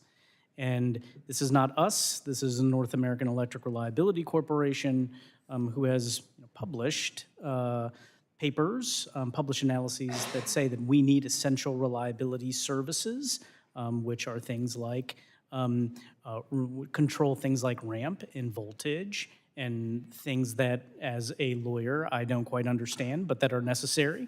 And so we do need our spinning mass resources. We do need our thermal resources, nuclear, coal, gas, to continue to run a power grid the size of PJM interconnection. Having said all that, again, we need these dispatchable resources to find their way on the system. We can integrate more renewables onto our system. There are grid operators, there are grids that run on more renewable resources than we currently run on. Now, what that sort of balance is and what that threshold is, we're not quite there yet, but we do need dispatchable resources to run our system. All right, thank you. Mr. Haque, again, I recently introduced the Grid Power Act with Senator Hoeven of North Dakota and Senator Todd Young of Indiana. Our bill provides a process that would give grid operators the authority to identify and expedite the consideration of essential projects that will protect our grid's reliability and provide the power needed to meet America's growing demand. As you know, the queue backlog isn't unique to PJM. Depending upon the region, projects may sit and wait in the interconnected queues for over 5 years before they can even begin their feasibility and impact studies. I appreciate that PJM is ahead of the curve here, and as you said, you're making good progress getting through the queue backlog. But I also understand that last year, PJM cleared 50 gigawatts of resources through their queue, and developers are not getting those projects built. Mr. Haque, can you briefly discuss why PJM's Reliability Resource Initiative is so critical to improving grid reliability and maintaining resource adequacy? First question, and how can grid operators, FERC, and Congress build off this initiative to get more reliable generation? Yeah, absolutely. I think grid operators across the country are facing what we are facing, which is this supply-demand challenge and clogged queues. Again, I'd like to think that we are ahead of the curve. Again, I have not benchmarked us against other grid operators, but again, next year we will be through our queue reform effort, 1 to 2 year turnaround timeframe. But in the meantime, we needed to create an opportunity for resources that are more shovel-ready, that can best contribute to reliability, to find their way into the queue, because otherwise you would have to get in the back of a line starting in 2026. And we need those resources now. Now, there's been a misnomer out there that these are going to be effectively fossil resources, and that is actually not true. In fact, what we know right now is that nuclear uprates and this Crane Clean Energy Center, this TMI, reopening are going to find their way into the RRI, the Reliability Resource Initiative, and we think we are hearing anecdotally that we'll have some storage projects as well that find their way through to the RRI. So to us, again, we are agnostic in terms of the resource type. Every resource type has its capability, and we have to be sort of honest about the physics of the grid and how it operates. And so that's our RRI, which I think is very akin to the legislation that you introduced. Thank you. Mr. Chairman, I yield back. Thank you. The gentleman yields back, and the chair now recognizes the gentlelady from California's 7th District for 5 minutes for questions. Thank you, Mr. Chairman, and I'd like to thank you and the Ranking Member Castor for having this hearing today, and I want to thank the witnesses for joining us today. I am particularly concerned by President Trump's unprecedented power grab to exert control over independent agencies, including FERC. Congress created the Federal Energy Regulatory Commission as an independent agency to insulate its decisions from political influence. Mr. Norris, can you very briefly explain FERC's role in regulating electricity, how that impacts Americans' electricity bills, and why FERC's impartiality is so important? Yes, thank you, Congresswoman. I like to think of FERC as sort of the referee that makes sure that markets are functioning properly and calls fouls where they take place. But the whole point is to have efficient markets, right, that are competitive to ensure that the least cost electricity that's reliable is available to the customers. And so that's the role. I think it is concerning. Look, I've been part of a number of FERC proceedings, a lot of state PUC proceedings. I can't remember ever hearing a participant in one of those proceedings say, we wish this was more politicized and had less quality review, right? So I think when you're talking about a business context with decisions that are this critical, you need substantial expertise, and that's exactly why we have FERC, because they bring that to bear. Right. Now, you worked as a solar developer, adding new energy capacity to the grid to help meeting rising demand.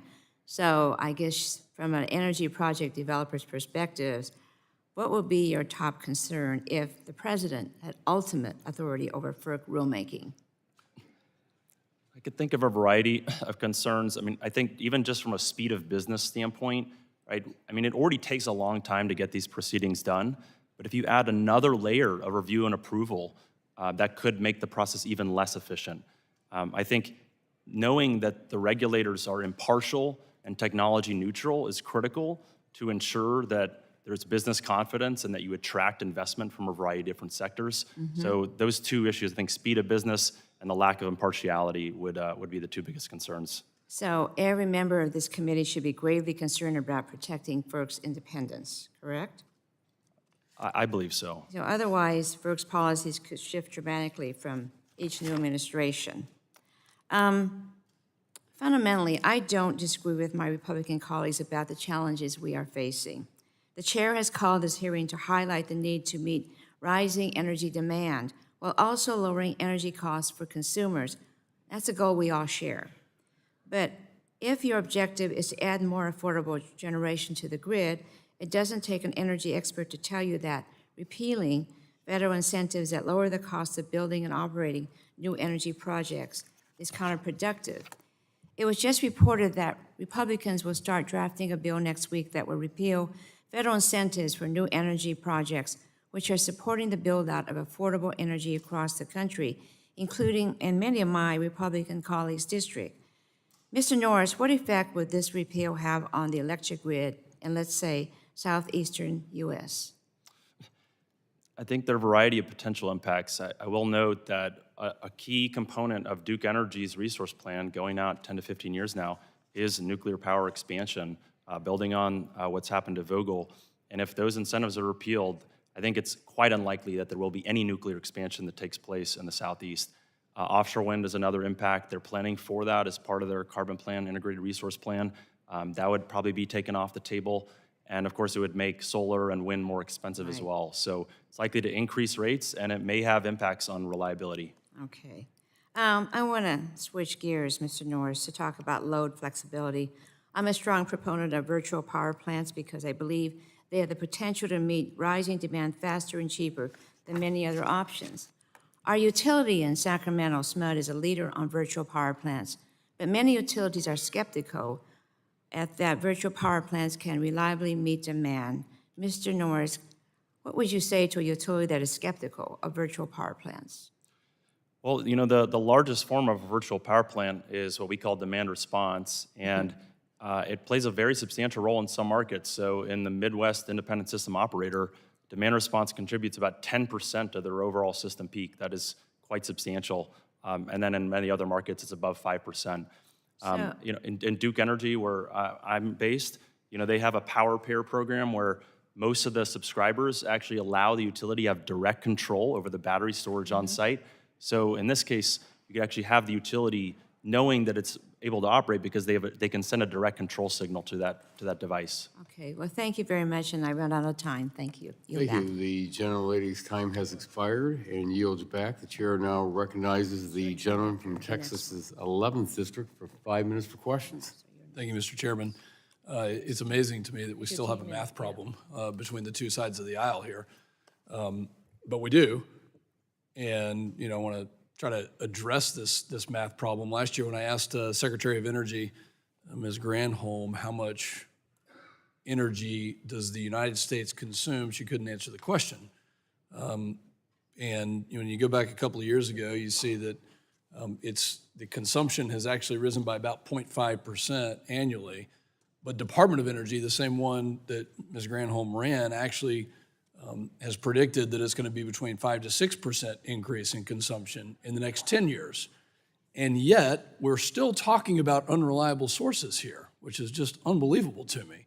And the billions of dollars that are being pushed out because of the IRA, we'll get to those questions, but the answer to that question was 4,292 terawatt hours in 2022 with a 0.5% increase annually. But that's changing. So, Mr. Brickhouse, what I want to talk to you about, first off, is in your testimony, you talk about tripling of increase for natural gas demand. And I want to hear what's holding us back from using that as a provider. Well, from Basin Electric's perspective, nothing is preventing us from using it. Since 2010, again, we've grown 5% annually each year on average. Since then, we have added roughly 1,000 megawatts of natural gas generation to our portfolio. At the same time, thankfully for the wind resources in our service territory, we've added a similar amount of wind generation. As we look out through the balance of this year, we'll add 600 megawatts of dispatchable natural gas generation, and then we will spend $4 billion between now and 2030 to add another 1,500 megawatts of natural gas generation. What's the most important quality to you? Is it affordability? Is it reliability? Is it this notion that somehow one form or another is cleaner? I mean, what's the most important as a deliverer of electricity? What is the most important characteristic?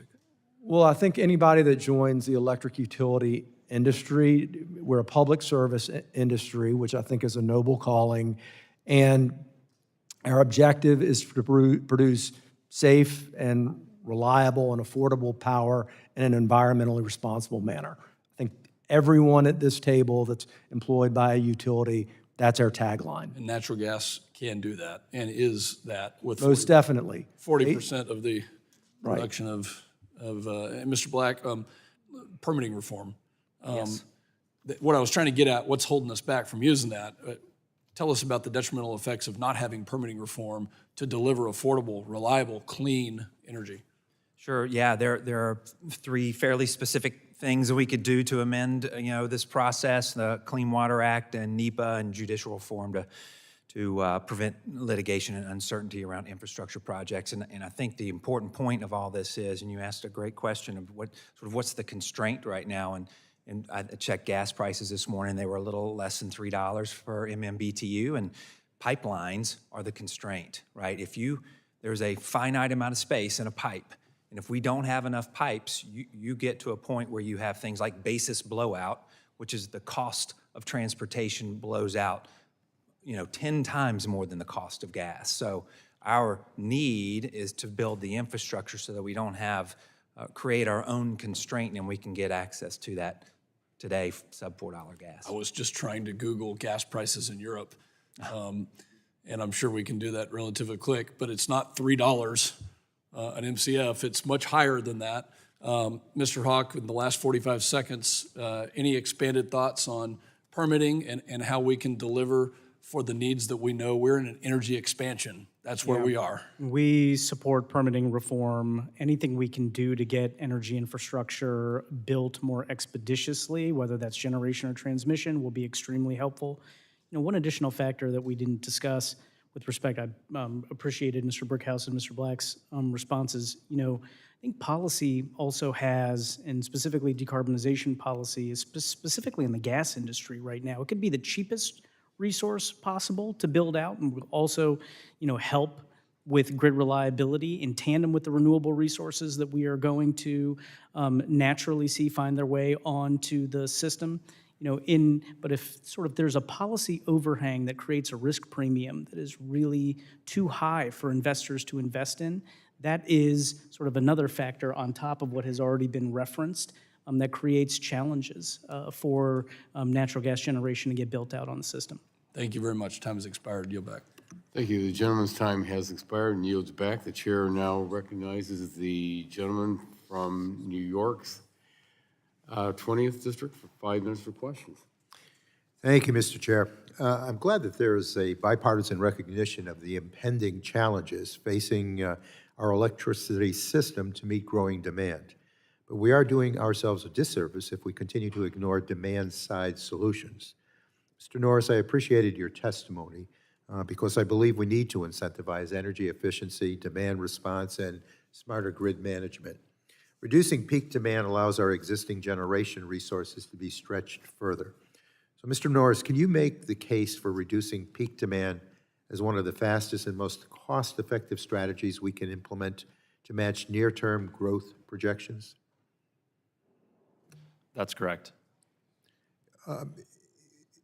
And I can expand on that. So there, if you would, please. The cheapest form of a megawatt is a negawatt, right? So not having the need to deliver the megawatt. And so there are a growing number of loads on the system that could be flexible, right? So they could be deferred or they could be front-loaded by a couple hours, because these system peaks that we're talking about, there are on average events that are approximately 2 hours. The most trickiest is when they occur during winter mornings, and that's from 6 to 8 a.m. or 6 to 9 a.m. is the period that's well-defined for a lot of the jurisdictions in the Eastern Interconnect. And so for flexibility of 2 to 3 hours, for example, running your hot water heater before you wake up so that your water is already warm and ready to go, so you don't have to run it, right, like when that peak is occurring, we can get more headroom out of the system out of that. And I think the biggest opportunity may be from these large centralized new loads that are coming in, because especially if they already have their own on-site power and they're able to run that for a few hours a year, then we could add a lot more of that load a lot more quickly. Thank you. I appreciate that. And unfortunately, demand-side policies are not the only tools being ignored by the Trump administration. We really are going to need every available electron to meet our needs. It is hard to believe that the administration is so brazenly dismissing the importance of wind, of solar, and of storage. Excluding wind and solar from Energy Dominance Council's launch and making it harder to permit wind projects on both federal and private lands is completely antithetical to any claim that we need to rapidly expand our electricity system. Certainly renewables have supply chain and permitting challenges, but so do gas plants, with turbines currently being ordered for delivery in 2029.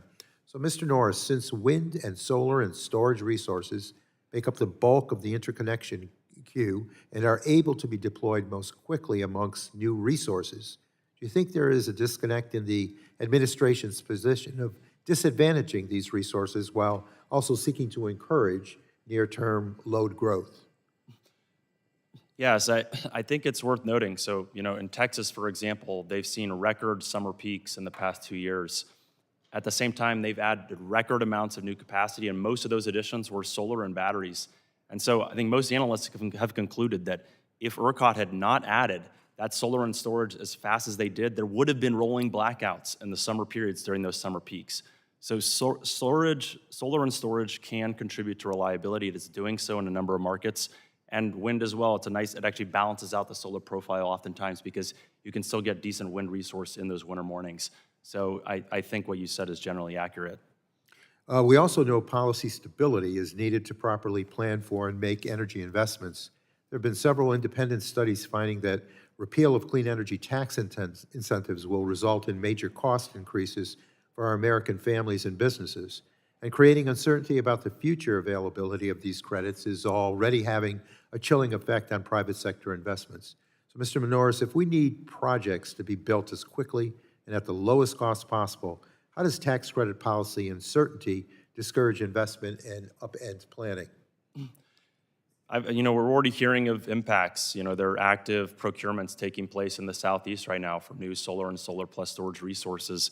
And even the uncertainty of not knowing where the tax incentives are going to land has resulted in developers pulling projects out of those RFPs, which means necessarily the cost of those procurements is going to increase. And so even the uncertainty before we even decide if we actually repeal them is already having an impact. But it's just kind of basic economics, right? If you pull back incentives from a given activity, you're going to see less of that activity. In that case, this means that you're going to see less generators added to the system. Thank you. And Mr. Black, there is a strong bipartisan support for nuclear energy on the committee. Can you explain the role the Department of Energy's Loan Programs Office played in supporting the development of Plant Vogtle? And if you could answer that quickly. Yes, it provided hundreds of millions of dollars of benefit in Vogtle, the process, the buy down of that loan. I appreciate that. And with that, Mr. Chair, I yield back. Thank you very much, gentlemen. The gentleman yields back. And the chair now recognizes the gentlelady from Tennessee's 1st District for 5 minutes for questions. Thank you, Mr. Chairman. Thank you to the witnesses for being here today. I'll start with Mr. Black. Tech companies make a tremendous amount of money by running their own supercomputers at data centers. And it seemed to me that they'd want to focus their resources on building these data centers rather than getting into the power business. So why do you think these tech companies are going behind the meter? Because they could buy wholesale power from utilities or buy utilities or at regular rates or a negotiated rate. I think it's a great question, and I think in parts of the country where maybe they are finding it difficult to find available power that is affordable, that is a solution. I think it's likely a near-term solution. Again, I waxed on about the benefit of the integrated grid, and I think the one-off co-location solutions may be short-term, but long-term, I think the unassailable benefits of the way we provide power will be recognized. Yeah, that was my next follow-up. What would the benefits be to these tech companies or individual ratepayers or the system as a whole when adding these new loads like the data centers in front of the meter instead of behind the meter? Yeah, so the benefits of these customers and the growth and the amount of generation they require, done right, charged right with the right tariffs, allow us to build a system that indeed puts downward pressure on rates. And it's around some of the conversations Mr. Norris has had in around that utilization rate. So I need fewer resources to produce more electricity. Well, that puts downward pressure on each unit produced of electricity. So it can be a fantastic thing. Yeah, okay, thank you, sir. Mr. Haque, different types of computing facilities, whether they be cryptocurrency mining facilities, AI computing, or otherwise, they have different demand needs. And as our committee considers these policies based on growing load demand, would there be any need to define these facilities differently based on their differing demand needs? It's a great question, Representative. I think one thing that needs to be examined is this load and specifically, the we'll just characterize it as costs and other obligations that it creates. And so, we've spent a lot of time with our stakeholder community and within our stakeholder process talking about this load in particular, how big it is, how quickly it's coming on to the system. You talked about, behind the meter opportunities as well as in front of the meter opportunities for these folks to come on. And look, it's a good story. It's a good story for the nation to have these data centers and to have this growth. But simultaneously, I do think we need to think about whether there needs to be, additional, we'll just call it, for us, tariff structures or revisions to deal with this load coming on, specifically, their cost for the system. And, for instance, whether they're paying their fair share of transmission upgrades, whether they're paying their fair share of ancillary services, which is a service within, our grid framework. And so I think you're bringing up an important point. I think it's something that deserves analysis. Yeah. We talked a little bit a few minutes ago, PJM covers just a sliver of my district, and then TVA, covers the vast majority. And you talked about the Winter Storm Elliott, where there was a surge in demand. It affected my district tremendously, and that allowed you to get that waiver to meet the demand, sell excess power to TVA on the open market. And while we don't need all plants to be in use at the same time, it's kind of like when you lose weight and you have your closet and you don't throw those clothes away. You take them upstairs and you put them in a closet, and then you got your overweight clothes and then you got your skinny clothes.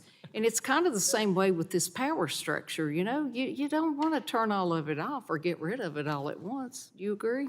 I agree with that. I have historically been a weight fluctuator, so I do have my heavy suits and my skinny suits. Well, we all do. First I of just all, go right. upstairs to shop.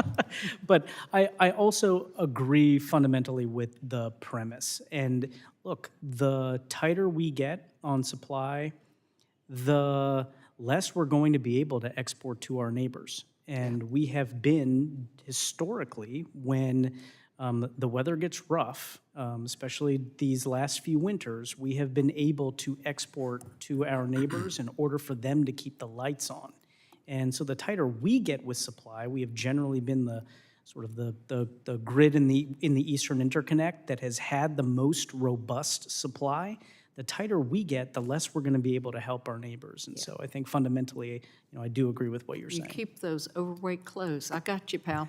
All right, my time is up, and I will yield back. The gentlelady's time has expired and yields back, and that's the first time I've heard that analogy before.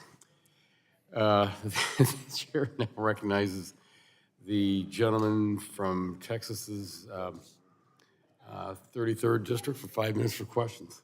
Thank you, Mr. Chairman. And I did want to take a little personal privilege here to talk about my friend Sylvester Turner that we lost. When I was in the state legislature with Sylvester, this was his wheelhouse. He loved talking about ERCOT and knew it in and out, and the transmission piece. And from someone that he would always proudly say that he would never say he was from Houston, he'd always say he was from Acres Home, which is a neighborhood in Houston. And from Acres Home to Harvard, Sylvester got his lesson and literally learned this particular thing that we're talking about today in and out. And I'm devastated. And I thank y'all for being here today. One of the problems that we're obviously having is that bringing new resources onto the grid. It's a challenge for a lot of different reasons. But we know that we're going to continue to have electricity demand. There was just a great article recently in one of our local papers in North Texas talking about some nuclear reactors that were going into the Haskell area of West Texas in order to help with data centers and all of the new electricity and all the new demand that's going to be online for ERCOT. One of the things that worries me is that I know that FERC's Order 2023 to modernize interconnection process has made some progress, but that there are still some barriers that remain. The connect and manage model that's used in my home state of Texas allows generators to connect faster by managing grid constraints in real time instead of waiting for upgrades. And that means that sometimes the generators will have to curtail their production, but that's a market decision that they make. And it works so well that ERCOT interconnected 2.5 times more capacity than PJM, despite PJM serving a much larger load. And so knowing all of that and knowing that America is going to have energy needs to be met and that we need a more efficient interconnection system, I wanted to ask Mr. Norris, a lot of your highlights that ERCOT is far more efficient than other regions in interconnection. And I wanted to ask you what policies allow ERCOT to interconnect projects faster than other RTOs and ISOs, and do you think they can be applied nationally? Thank you, Congressman, for the great comments and the very good question. I think this is a very, very significant phenomenon that's happened in ERCOT over the past few years. I don't know that we've ever seen such a differential between one market exceeding every other market so substantially in such a critical area, in this case, in a new capacity additions. ERCOT has taken a forward-looking approach here. So they allow generators to connect freely, and they don't charge them for the cost of network upgrades. They plan their grid separately via a separate process that's designed to identify the upgrades that have the best benefits for the ratepayers. And then they manage the impacts, as you said, in real time. So they have sophisticated real-time operational tools that allow them to manage all these new generators that are coming online. In the rest of the country, we've actually established very high barriers to entry for new generation. And the way we study them is highly restrictive, and it's likely, in many cases, to trigger substantial network upgrades. And that's really, in some ways, the primary cause of all these interconnection queue backlogs, is that we've taken this highly restrictive approach to getting new generation on the system. So I do think there are lessons that other jurisdictions can learn from ERCOT. They can't necessarily adopt it immediately because that would require larger structural reform, but there are ways that they can offer services to generators to allow them to move forward more quickly. I know that in a lot of your work, you also suggest that better aligning interconnection, transmission, planning, and resource procurement should take place. And I was wondering, how should FERC and Congress incentivize more proactive transition investment? Proactive transmission planning is going to be critical, and in part because we are in a very supply chain constrained environment, right? Rates are already rising, and so there's just a threshold for how much we can do very quickly. So we need proactive planning so that we can identify the highest value upgrades to the system and focus our limited resources on those. And that's exactly what Order 1920 tried to do, right, is to create this multi-value, proactive approach to transmission planning. And so, I mentioned one example in the Carolinas that we did with Duke Energy, and everyone got behind that. It was highly bipartisan. It's going to unlock a lot of cheap generation that's going to contribute to reliability. But we have to make sure that we maintain Order 1920 if we want to reap the benefits of that type of proactive approach going forward. Thank you very much. Chairman, I yield back. Thank you. The gentleman yields back the balance of his time, and the chair now recognizes the gentlelady from Iowa's 1st District for 5 minutes for questions. Thank you to Chairman Latta and the Ranking Member Castor for holding this hearing today. I want to also thank our witnesses for testifying before the subcommittee. Mr. Norris, I want to especially thank you for acknowledging that the perverse incentives of the Biden administration the past 4 years actually dampened the energy generation from carbon-based fuels. But I digress. The United States is experiencing unprecedented energy demand growth, requiring us to rapidly deploy new generation capacity across the country. In Iowa, we're seeing this firsthand with the recent announcement of QTS's new data center campus in Cedar Rapids, the largest economic development investment in the city's history at a minimum of $750 million. This facility chose Cedar Rapids in part because of access to reliable, affordable, renewable energy sources, demonstrating how energy infrastructure directly impacts our ability to attract cutting-edge industries. As these technology-intensive facilities continue to expand across America, we face several critical challenges in meeting skyrocketing demand. Meanwhile, EPA's Power Plant 2.0 rule threatens to undermine grid reliability by forcing plants to implement carbon capture technology that isn't yet commercially viable at scale. We need common sense, pragmatic approaches that facilitate faster development, such as repurposing existing generation sites and unused transmission capacity to streamline permitting and accelerate clean energy integration. With that context, I'd like to ask a few questions about how we can best meet this growing demand while maintaining reliability and affordability for all consumers and not ceding national security interests to the Chinese Communist Party. Mr. Brickhouse, you mentioned that technology-based loads like data centers can become operational in 3 years, while dispatchable generation takes 7 years to build. How is Basin Electric leveraging existing sites and transmission corridors, along with considering wind, solar, and energy storage, which can be placed into service sooner to meet this interim reliability gap? Well, with respect to renewables, when renewables are used to hit or to satisfy our peak demand, we typically think of it as needing to have backup dispatchable generation in order to satisfy the times when the wind is not blowing and the sun is not shining. For example, on February 20th, it was negative 30-some degrees in North Dakota and across the Great Plains and probably down into Iowa. And SPP had a peak of 48,000 megawatts, and the wind contribution to generation was about 2,000 megawatts, and that had, I believe, decreased sevenfold in 24 hours. So we need to have dispatchable generation given the harsh climates in our service territory. Yeah, exactly, and we've seen the same thing in Iowa as well as when I visited MISO. And we know that the U.S. needs to significantly accelerate domestic energy production infrastructure, both to meet growing demand and, as I said, to compete with the Chinese Communist Party in strategic sectors like AI and clean energy.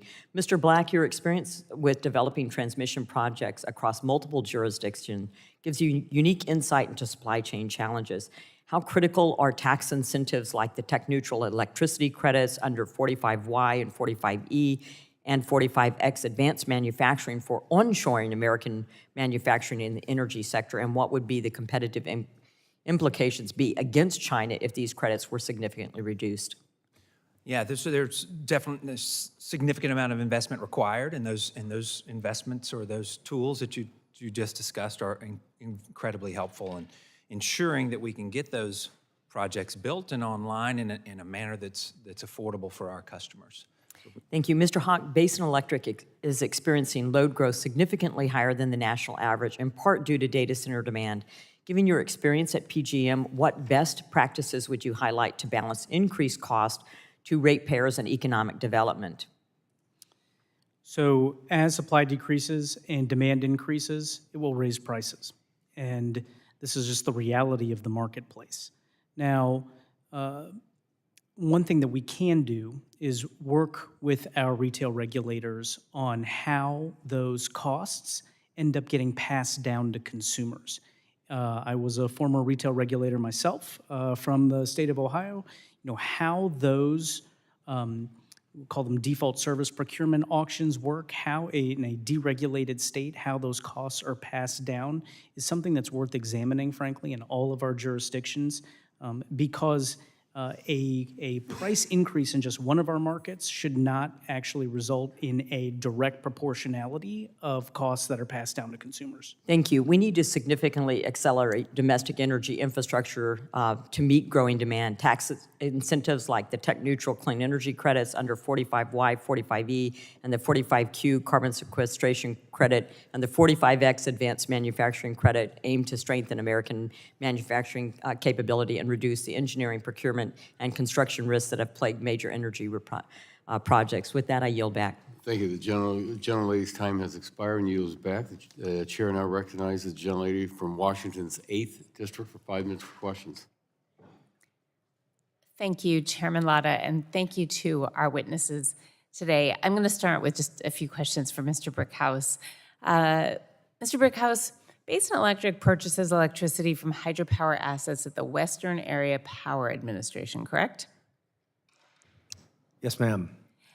Thank you. And for those who don't know, this is one of just 5 federal agencies that market electricity from federally owned hydropower. Can you talk about just how valuable the Western Area Power Administration's hydropower is to your co-op's energy mix?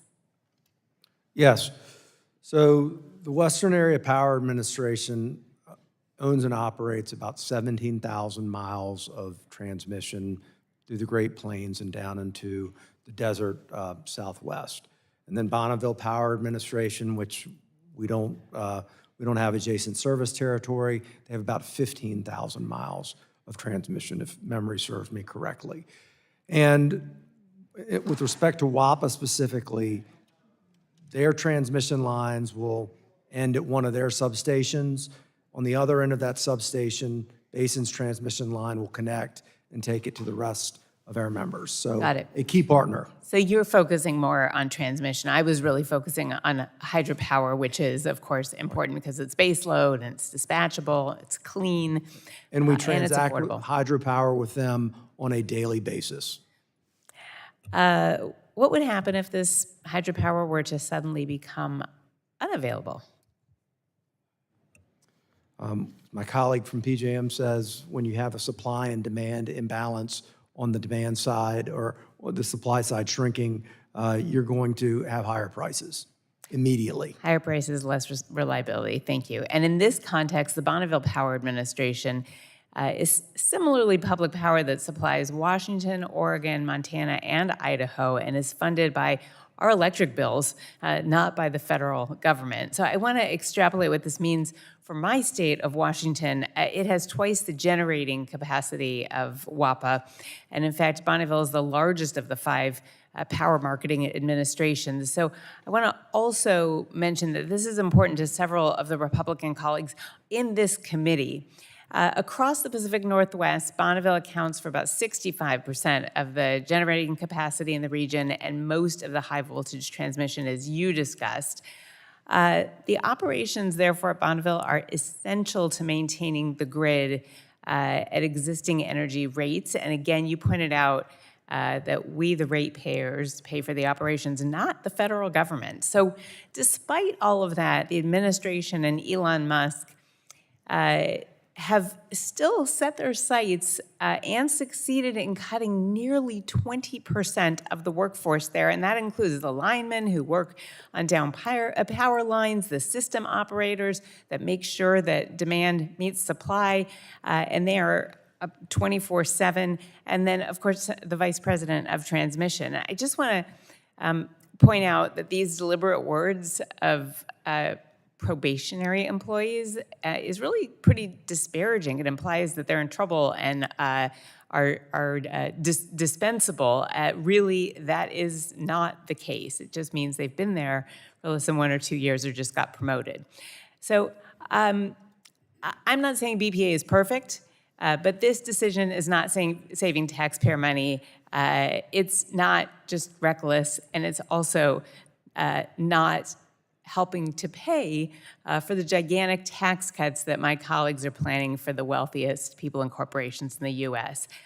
If this weren't even enough, the self-inflicted damage from trade wars with our allies, with Canada, just started yesterday. And the ratepayers, again, are going to be unprotected from rate hikes. So in this case, the majority in the administration may not know that the largest share of Washington State's natural gas actually comes from Canada. So this administration, the same one that promised to slash energy bills in half in the next year, is doing exactly the opposite. And over, either a basic misunderstanding of the facts, or lying to the public, or retaliation against the Northwest region, which includes Idaho and Montana, is hurting my constituents. And I sure hope that Secretary Wright is listening. Thank you, and I yield back.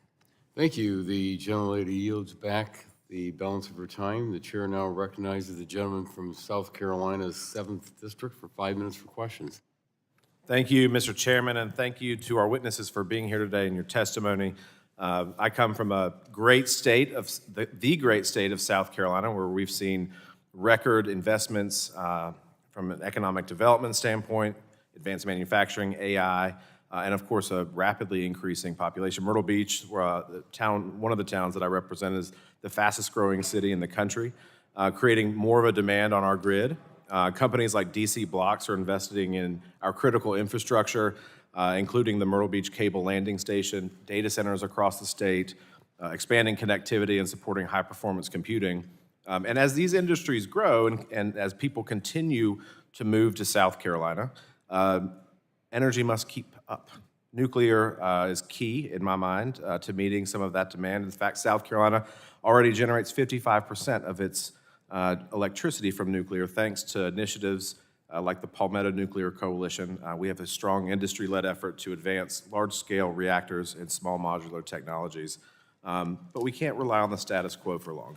We have to meet that challenge in Congress. We need policies that prioritize energy expansion, modernize transmission, and regulatory certainty to ensure that American industry has the power it needs when it needs it. So I look forward to talking with y'all today. Mr. Norris, you discussed using demand response and load management programs to incorporate massive new loads onto the grid. You also mentioned how this creates headroom for more expansion in the short term. But I'm curious, how do utilities and grid operators approach the demand side response, which, if I understand correctly, expands existing energy conservation measures? Yeah, so what we're talking about is a little different from existing demand response programs, because what we're trying to do is, in this planning realm, right, we're all trying to plan for this large load that's coming. We want to connect the dots between the large customer and the electric utility and say, we recognize, say, this data center, you're going to have some on-site power. It could be natural gas, by the way. You're going to have on-site natural gas power plants already. So let's not have redundant capacity so that we're going to have to install a new gas power plant and all the transmission to deliver the power. And in response, that data center could get online even more quickly, right, so we can compete in the AI race. Okay. So I think that's what we're trying to create here. Mr. Black, I saw you writing down some stuff. Care to respond to that same question?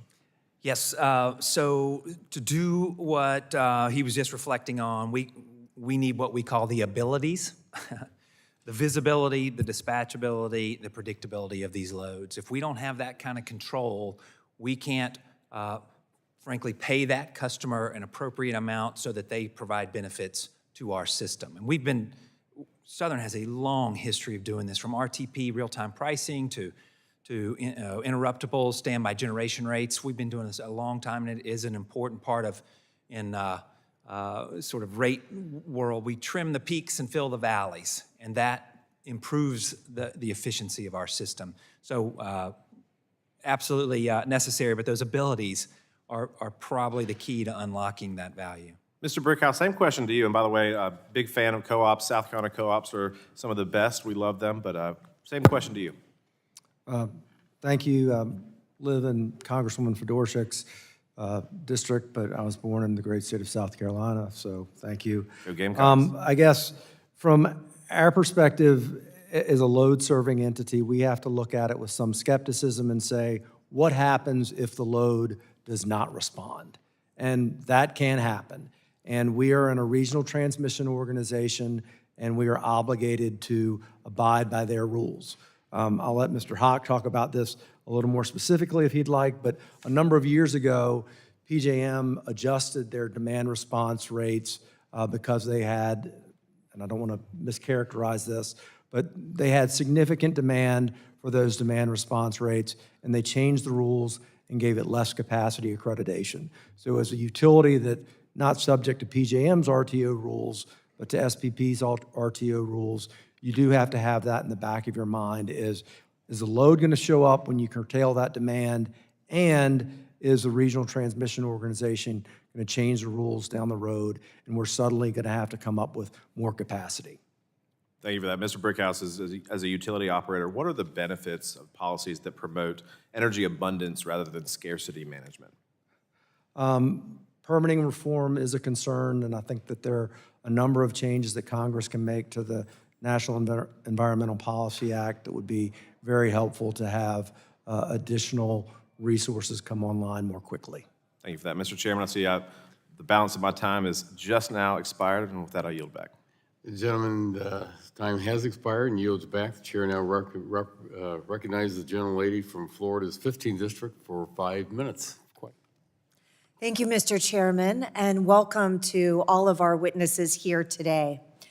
Ensuring the reliability and affordability of our electric power system is crucial for our national security, our economy, and the well-being of our communities.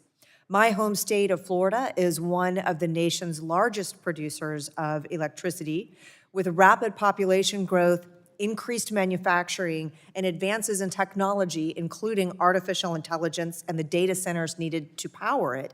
Our demand and production will only continue to rise. It's imperative that our electric grid is prepared to meet this growing demand for power. Our generation and transmission systems must be reliable and resilient, with the ability to ensure continuous power supply and to respond quickly to unforeseen circumstances and changes in demand. Mr. Brickhouse, in your testimony, you mentioned the rapidly evolving threat landscape and that the electric sector faces considerable challenges from our cyber adversaries. Would you expand, please, on the types of cyber threats that our electric power system faces? Well, it's not terribly different than what you and I face every day when we go home. If you click on a wrong link and your computer is, you get some type of virus in it that can spread rapidly and shut your computer down. And obviously, in the utility space or at any business, we have large networks that can be shut down and harmed relatively quickly by those. You also mentioned several specific programs that Basin Electric has leveraged to strengthen its cybersecurity posture, including the Threat Analysis Center, Rural Municipality Utility Cybersecurity Program. Are there any specific programs or best practices related to cyber that you want to highlight or share as success stories? Right. Well, I'll answer it a little bit differently, is that we appreciate the federal government's support here because these are national security issues, and many of the bad actors are people from overseas. And so we need to work in a coordinated fashion with intelligence agencies in order to make sure that we understand the threats and can defend ourselves and our networks from those threats. And Mr. Black, in your testimony, you mentioned that energy policy is highly regional due to some variations in factors like weather, geography, and resources.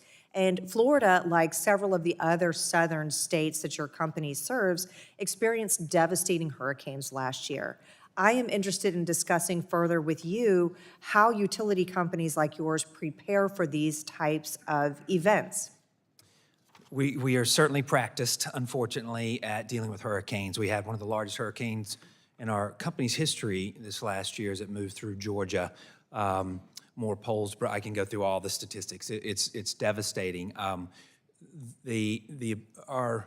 ability to work with our friends in a coordinated manner to get customers back on is probably better than it's ever been, right? I think the investment in our system from a resilience perspective and the investment in our system in recovery has been, it improves year to year. These events get more remarkable, it seems, as the South continues to grow and proliferate, but our ability to invest in the system for resilience so that we can get back on quicker and work with our peers and colleagues around the country to bring those resources in is better than it's been ever. And you just touched on something that I want to ask a follow-up question about, and that is, I understand the Investor-Owned Utilities Mutual Assistance Program has been beneficial for getting customers' lights back on in the wake of these extreme weather events. Can you share with us what that program is and how it has helped you work on disaster recovery? Certainly, it's the processes and communication and the network that is required to call in crews from all over the country. And again, these last few storms, we had trucks and folks as far away from the West Coast coming into Georgia and North Carolina and so many of these states that were devastated. So the Mutual Assistance Program, again, at this point is so well practiced, and the ability of companies to get people quickly on the work is the challenge. Having just the resources is step one. Getting them on the work is where the practice and the training and the commitment comes from. Thank you. Mr. Chairman, I yield back. Thank you. The gentlelady yields back the balance of time. The chair now recognizes the gentleman from New York's 23rd District for 5 minutes for questions. Brickhouse.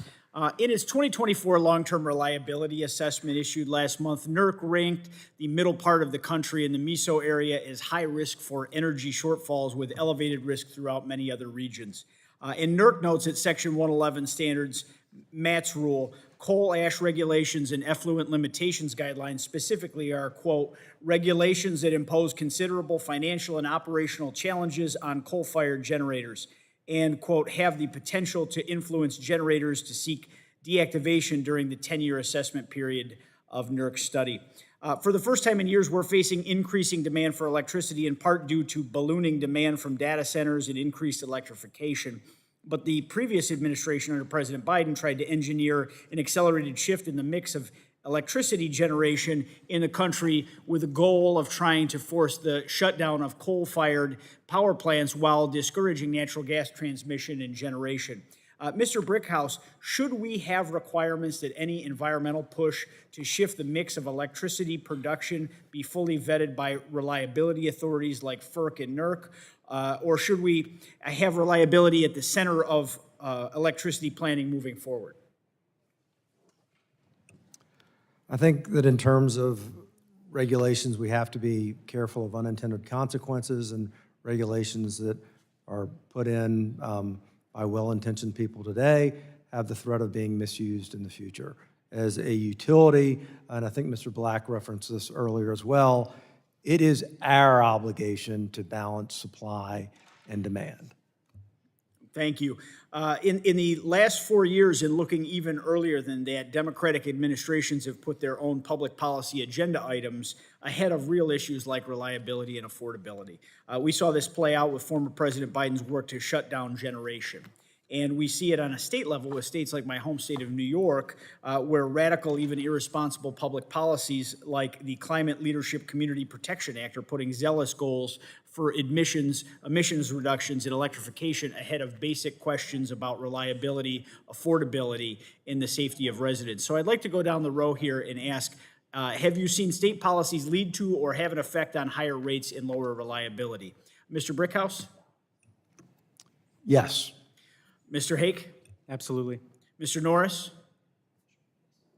Mr. Black?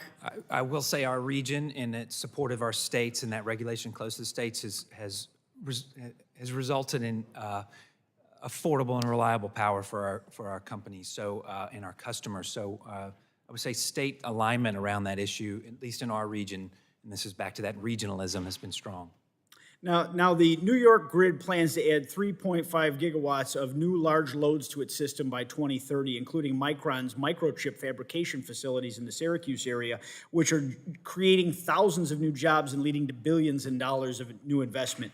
Now, currently, my state relies on energy supplies from other states and Canada to meet more than 80% of its total energy needs and has the country's 7th highest average residential electricity rates. Now, meanwhile, vast natural gas, hydropower, and geothermal resources in New York remain untapped. I find this to be unacceptable.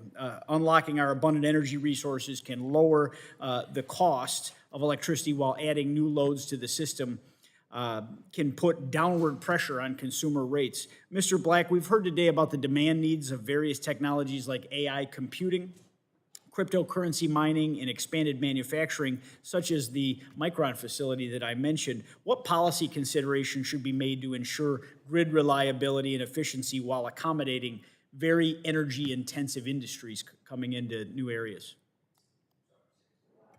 I'm sorry, Mr. Pod. So I think two important points there. Firm gas pipes, and we've talked a little bit about today this interconnection, sort of accountability and affected systems. Those are processes at our state level that we see that result in a more ubiquitous transmission and gas system. You don't build a gas pipeline without a firm gas contract. And that could be some of the struggles. I'm not as familiar with your region, I'm sorry for that, but our area is committed to that, and again, those firm gas contracts are resulting in more infrastructure to support the region. Thank you. These policies and their consequences are being felt across the country and will be felt in the coming years. They clearly warrant greater scrutiny, even vetting. As a New Yorker whose constituents experience the results of such irresponsible policies as they relate to our electricity needs firsthand, I believe strongly that we need to ensure reliability and affordability are always at the forefront of energy policy moving forward in all levels of policymaking. And with that, Mr. Chairman, I yield back. Thank you very much. The gentleman's time has expired and yields back. The chair now recognizes the gentleman from Colorado's 8th District, 5 minutes for questions.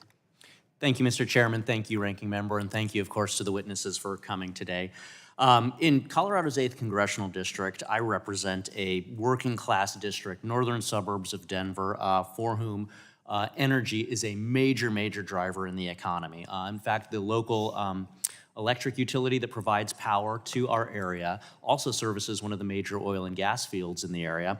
And in my conversations with them, they have said that they are forecasting needing 3 times as much electricity in the next 10 years as they're currently using now, and that's after doubling the amount of electricity that they have to provide over the last 10 years. And so, Mr. Brickhouse, the first question to you is, I've also heard directly from these utilities that because of Colorado's just very draconian laws around greenhouse gases emissions and the so-called carbon-free roadmap in Colorado, they're being forced to pull gigawatts of coal-fired generation off of the grid in Colorado. And so the question to you is, when you or your members are faced with those draconian regulations that require gigawatts of electrical generation to be pulled off of the grid, how does that impact your ability and the ability of other electrical providers to be able to keep up with the growing demand for electricity and keep it affordable? We had a very short period of time in the late teens where our growth was slowing, and it quickly reaccelerated after COVID, and we've grown basically 5 to 7% in unit sales every year after that. And that dramatically changed our expected path of our resources. We had tentative plans to evaluate closure of some facilities, and those are gone today, and I concur with the distribution cooperative you've been talking to down there. The demand growth that we have in the future is going to require every existing resource, and it's going to require utilities to build enormous amounts of dispatchable generation in the future. How would you characterize the decision to retire coal-fired generation in the United States and in Colorado? We have a member in Colorado that serves that load, so they have dealt with it one way. In North Dakota and other parts of our service territory, Wyoming, close proximity to Colorado, we are keeping our all-of-the-above resource strategy intact. Do you think it's wise to be retiring coal-fired generation when we need additional capacity, not less? No. Thank you. Moving on to NEPA reform. We know how critical it is that we not be our own worst enemy when we're trying to expand electrical generation so that folks have access to affordable and reliable electricity. And we've often heard conversations about how NEPA can sometimes get in the way of that. So do you have any examples that you might be willing to elaborate on about how Congress can streamline the permitting of getting more electrical generation onto the grid? I think with NEPA, the best example is there's a project that we were doing with 2 partners. It was a natural gas development, and we got caught up in an extra review. And it, as a result of that, will likely write off a significant portion, if not all, of the development costs of that project. Thank you. Switching to Mr. Haque. I represent truly an all-of-the-above energy district. We have a major oil and gas footprint, but we also have wind, we have solar, we have geothermal. We used to have nuclear generation. We don't have that anymore in Colorado. We're trying to get that back. And so my question to you is, as we are looking at, again, in my area, needing 3 times as much electricity in the next 10 years, are there any emerging technologies, SMRs, geothermal, that you would like to see us be able to move forward to help meet some of this demand, and then also be able to co-locate the generation with the demand, knowing that we have certain shortcomings in the transmission? Yeah, Representative, great question. In the near term, here's what we're going to see. We're going to see quite a few of the renewables, hopefully, that are in our queue connect to the system.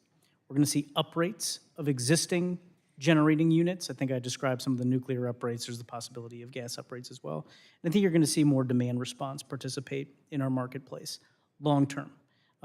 We are going to get more renewables into the system. We're going to need new natural gas, and we're going to need new technologies. SMRs are a very promising technology, but they are some years away. So we are dealing with the technology that exists today, and that technology is, as we sit here today, again, we've got effectively our existing fleet, and then new renewables, new storage, new natural gas.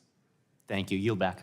The gentleman's time has expired and yields back. The chair now recognizes the gentlelady from North Dakota for 5 minutes for questions. Thank you, Mr. Chair. Thank you all for being here and for sharing your expertise with us. I have a few rapid-fire questions I want to ask to start, just because I want to hear from all of you. So just a yes or no on the first one. In your opinion, can you both support renewables and support the urgent need for more dispatchable, fuel-secure resources? Mr. Brickhouse? Yes. Yes. Yes. Yes. Yes. Thank you. Secondly, is the call for more dispatchable, fuel-secure power generation driven by partisan politics or grid physics and mechanics? Physics. Physics. It's a more complex answer, I think. You only get one choice. Grid mechanics or partisan politics? So I think there are cost considerations that come into play as well, but other than that, physics. Okay. Physics and finance, but physics, yes. Thank you. I'm glad you brought up finance, because I want to talk about that next.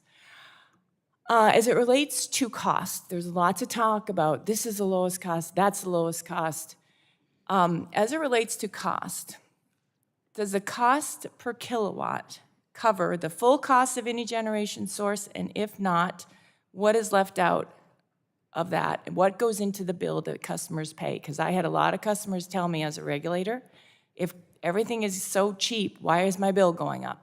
So, Mr. Brickhouse, what else besides the cost per kilowatt do you include in your bills to customers? We include hundreds of millions of dollars a year of costs related to environmental compliance. So that is one area. And then when we talk to our members, a good example for Basin is that our existing generation assets are on our books for $800 a kW installed. New generation of a dispatchable baseload sort would cost about $2,600 a kW installed. So there's a cost aspect to that as well. Okay. Mr. Black, what goes into your customer bills that we haven't talked So about? certainly the wires costs, transmission distribution, the variable O&M, and the capital required to run our plants and keep them up to compliance, and all, EPA requirements along those lines. It's the capital and the variable aspects of fuel and such. So it's a lot of components. And I would say it differs a little bit too in the structure that you have. Obviously, our vertically integrated structure, we build and then they pay, a share of the capital cost in our bills as opposed to sort of the market component maybe a PJM has that's broken out. It's a little more complex, I think. Okay, thank you. Mr. Haque, the one most disappointing thing for me in this new role is that partisan politics gets way too involved in the management of the grid, in my opinion. If, as you're the smart person, you're the one ultimately keeping the grid running in the PJM area, MISO does it, SPP does it, what Do you wish that federal and state policymakers understood or knew more about before they made policies affecting energy? You know, all policy choices that exacerbate our supply-demand challenges will have direct consumer impact. They will have impact on reliability degradation. They will have impact on cost. And then I'd say the other thing is that, again, I think we are all collectively trying to find this balance of, you know, our North Star is reliability, but we are very conscious of cost. And, you know, I've got 2 little boys at home. I mean, I want them to breathe cleaner air as well. And so we're trying to find this sort of balance and sweet spot between all 3 of these. But in order to find that balance and sweet spot, we also have to understand the physics of these resources and what they can provide to the grid. That is also essential.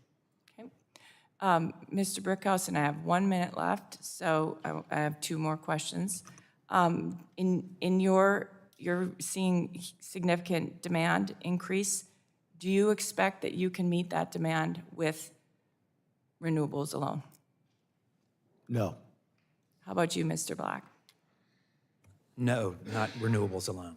Asim, do you think that we can meet the demand for what we're seeing in terms of AI, manufacturing, Not based on our forecast, electrification? no. All right. Sir, I forgot your name because I don't have it in front of me. Mr. Norris, do you think we can meet the demand with renewables alone? No, but that also includes storage and nuclear and thermal resources, so yes. With all of those, you think we can? And demand response and energy efficiency too, yes. Okay. Well, I've only got 10 seconds, so I yield back. Thank you. Thank you. The gentlelady yields back, and the chair now recognizes the gentleman from Pennsylvania for 5 minutes for questions. First, I want to thank Chairman Latta for allowing me to wave on to this important hearing. When it comes to energy generation, I believe in all of the above, but all of the above, I believe that we can all agree we need to utilize accessible, affordable energy. And that is the coal and the natural gas that is under the feet of my constituents. All generation is not created equal. The capacity factors of wind and solar are simply too small to provide the reliable energy that our grid requires. What we need, in simple terms, is more baseload generation. We need more coal, more gas, and more nuclear. It doesn't matter how many gigawatts of wind and solar capacity that are built if they are not generating them when you need them. Unfortunately, we are doing worse than not building dispatchable generation. We're actually retiring it. We're shutting it down. PJM, which is the nation's largest RTO and includes my district in Pennsylvania, released a report in 2023 projecting 40 gigawatts of reliable, dispatchable generation will retire by 2030. PJM labels the majority of these retirements as, quote, policy-driven decisions. This is at a time when demand is growing. Tech leaders like Elon Musk have said AI could lead energy demand to be as much as twice as what it currently is today. Pennsylvania is in a great position to benefit from the investment in the jobs of the AI revolution. We have already begun to see this benefit with agreements between AWS and Talon Energy at the Susquehanna Nuclear Generation Facility and the reopening of 3 Mile Island, thanks to the power purchase agreement between Constellation Energy and Microsoft. Mr. Haque, successfully deploying and powering new AI data centers at the speed demanded to compete on the global stage will be heavily dependent on the actions taken by FERC to address co-location. How is PJM approaching the issue of co-location, both in its work with FERC and on its own? Thank you, Representative. It is still an evolving story. And the FERC recently actually had, they issued an order that requires us and the transmission owners to come to them with a potential solution. We are in the throes of working with our membership and our states to try and figure out what that solution should look like.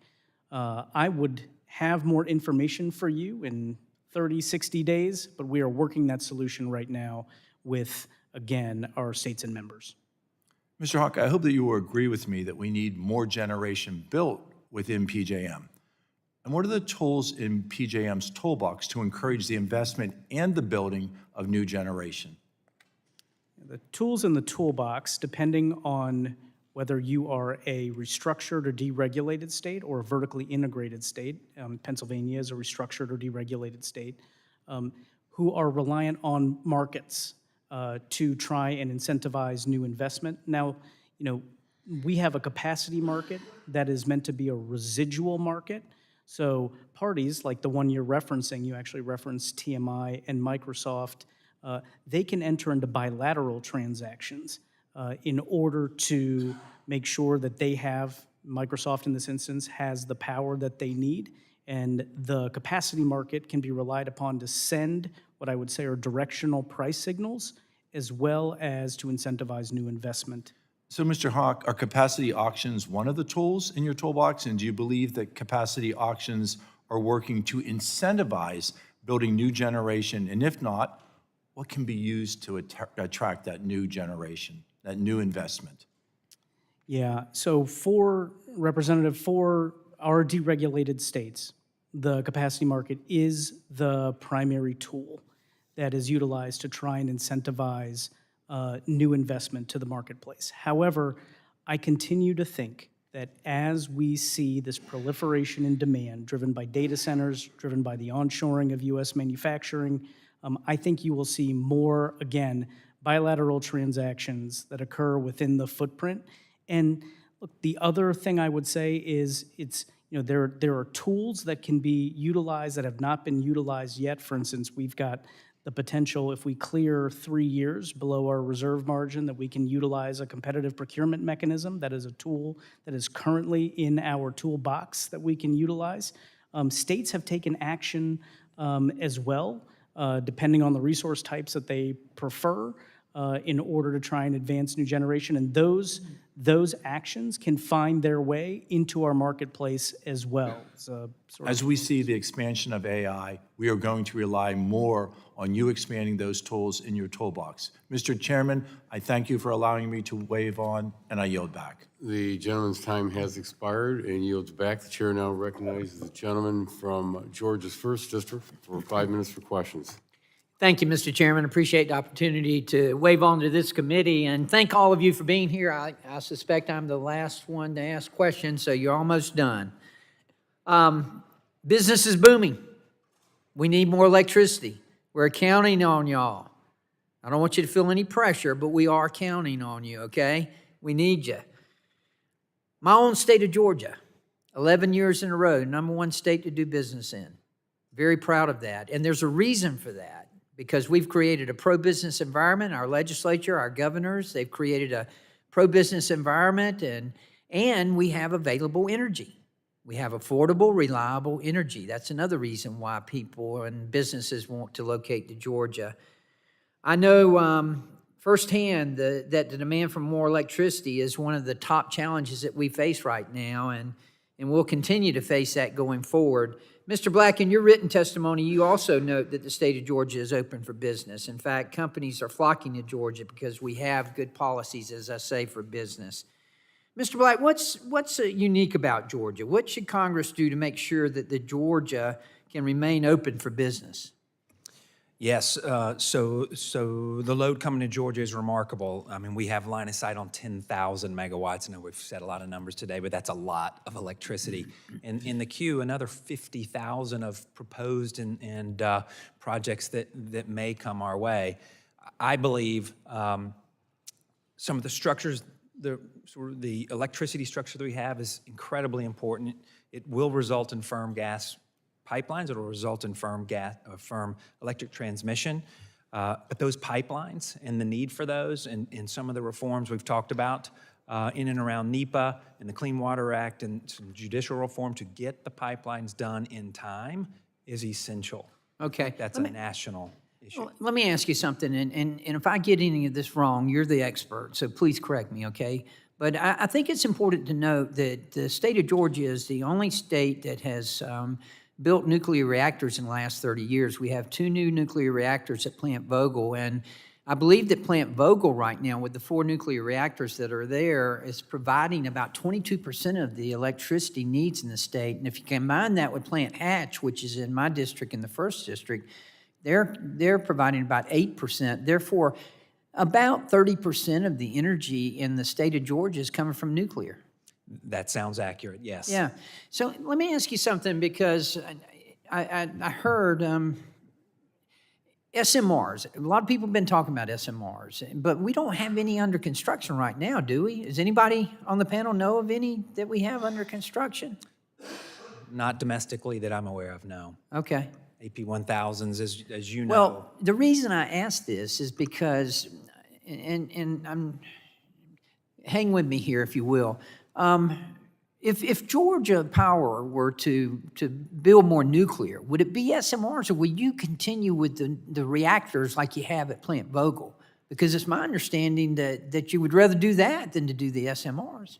Well, we learned a lot, and we have, I think, understand the risks and the time. I mean, the improvement from 3 to 4 was about 20%. That's what I understand. Remarkable. So, if you could go 5, 6, 7, either in our state or some other states within the country, the AP 1000, I think the risk, the cone of risk, if you will, is much smaller than some technology we haven't quite developed fully. Well, I would submit to you that Georgia following through on that project, even though it was challenging, no question about that, but I would submit to you that following through on that project gave the blueprint, if you will, for nuclear reactors in the United States, because as you say, we had a 20% saving between number 3 and 4, and learned a lot of important lessons that can be shared. Yeah, absolutely. Hard, but worth it. And again, the fact that it is on all the time is such a remarkably important element. And it's the largest provider of clean energy in the United States. Is that correct? That's correct. Number 1. Number 1. Yes. Plus, Georgia's the number 7 state in the country for solar. Why are we the number 7 state? Georgia is the number 7 state, is that correct? That is. It is in the top 10. There are a number of Yeah. states in the southeast that have solar resources. I think we're finding, I think it's important to be resource agnostic, but resource aware, and we're able to find ways to get solar on because it is an asset and a resource within our state we can bring on the system affordably. Well, Mr. Chairman, I thank you for the opportunity to come in here and brag about my home state of Georgia, as I have done for the last 5 minutes. So thank y'all very much for being here. But the gentleman from Georgia, Texas is number 1, just so you know. Let's not get into that. Okay.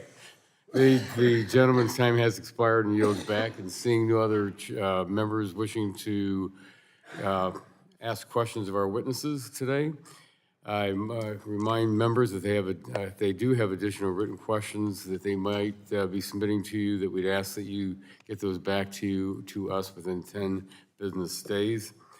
And I ask unanimous consent to insert in the record the documents included on the staff hearing documents list.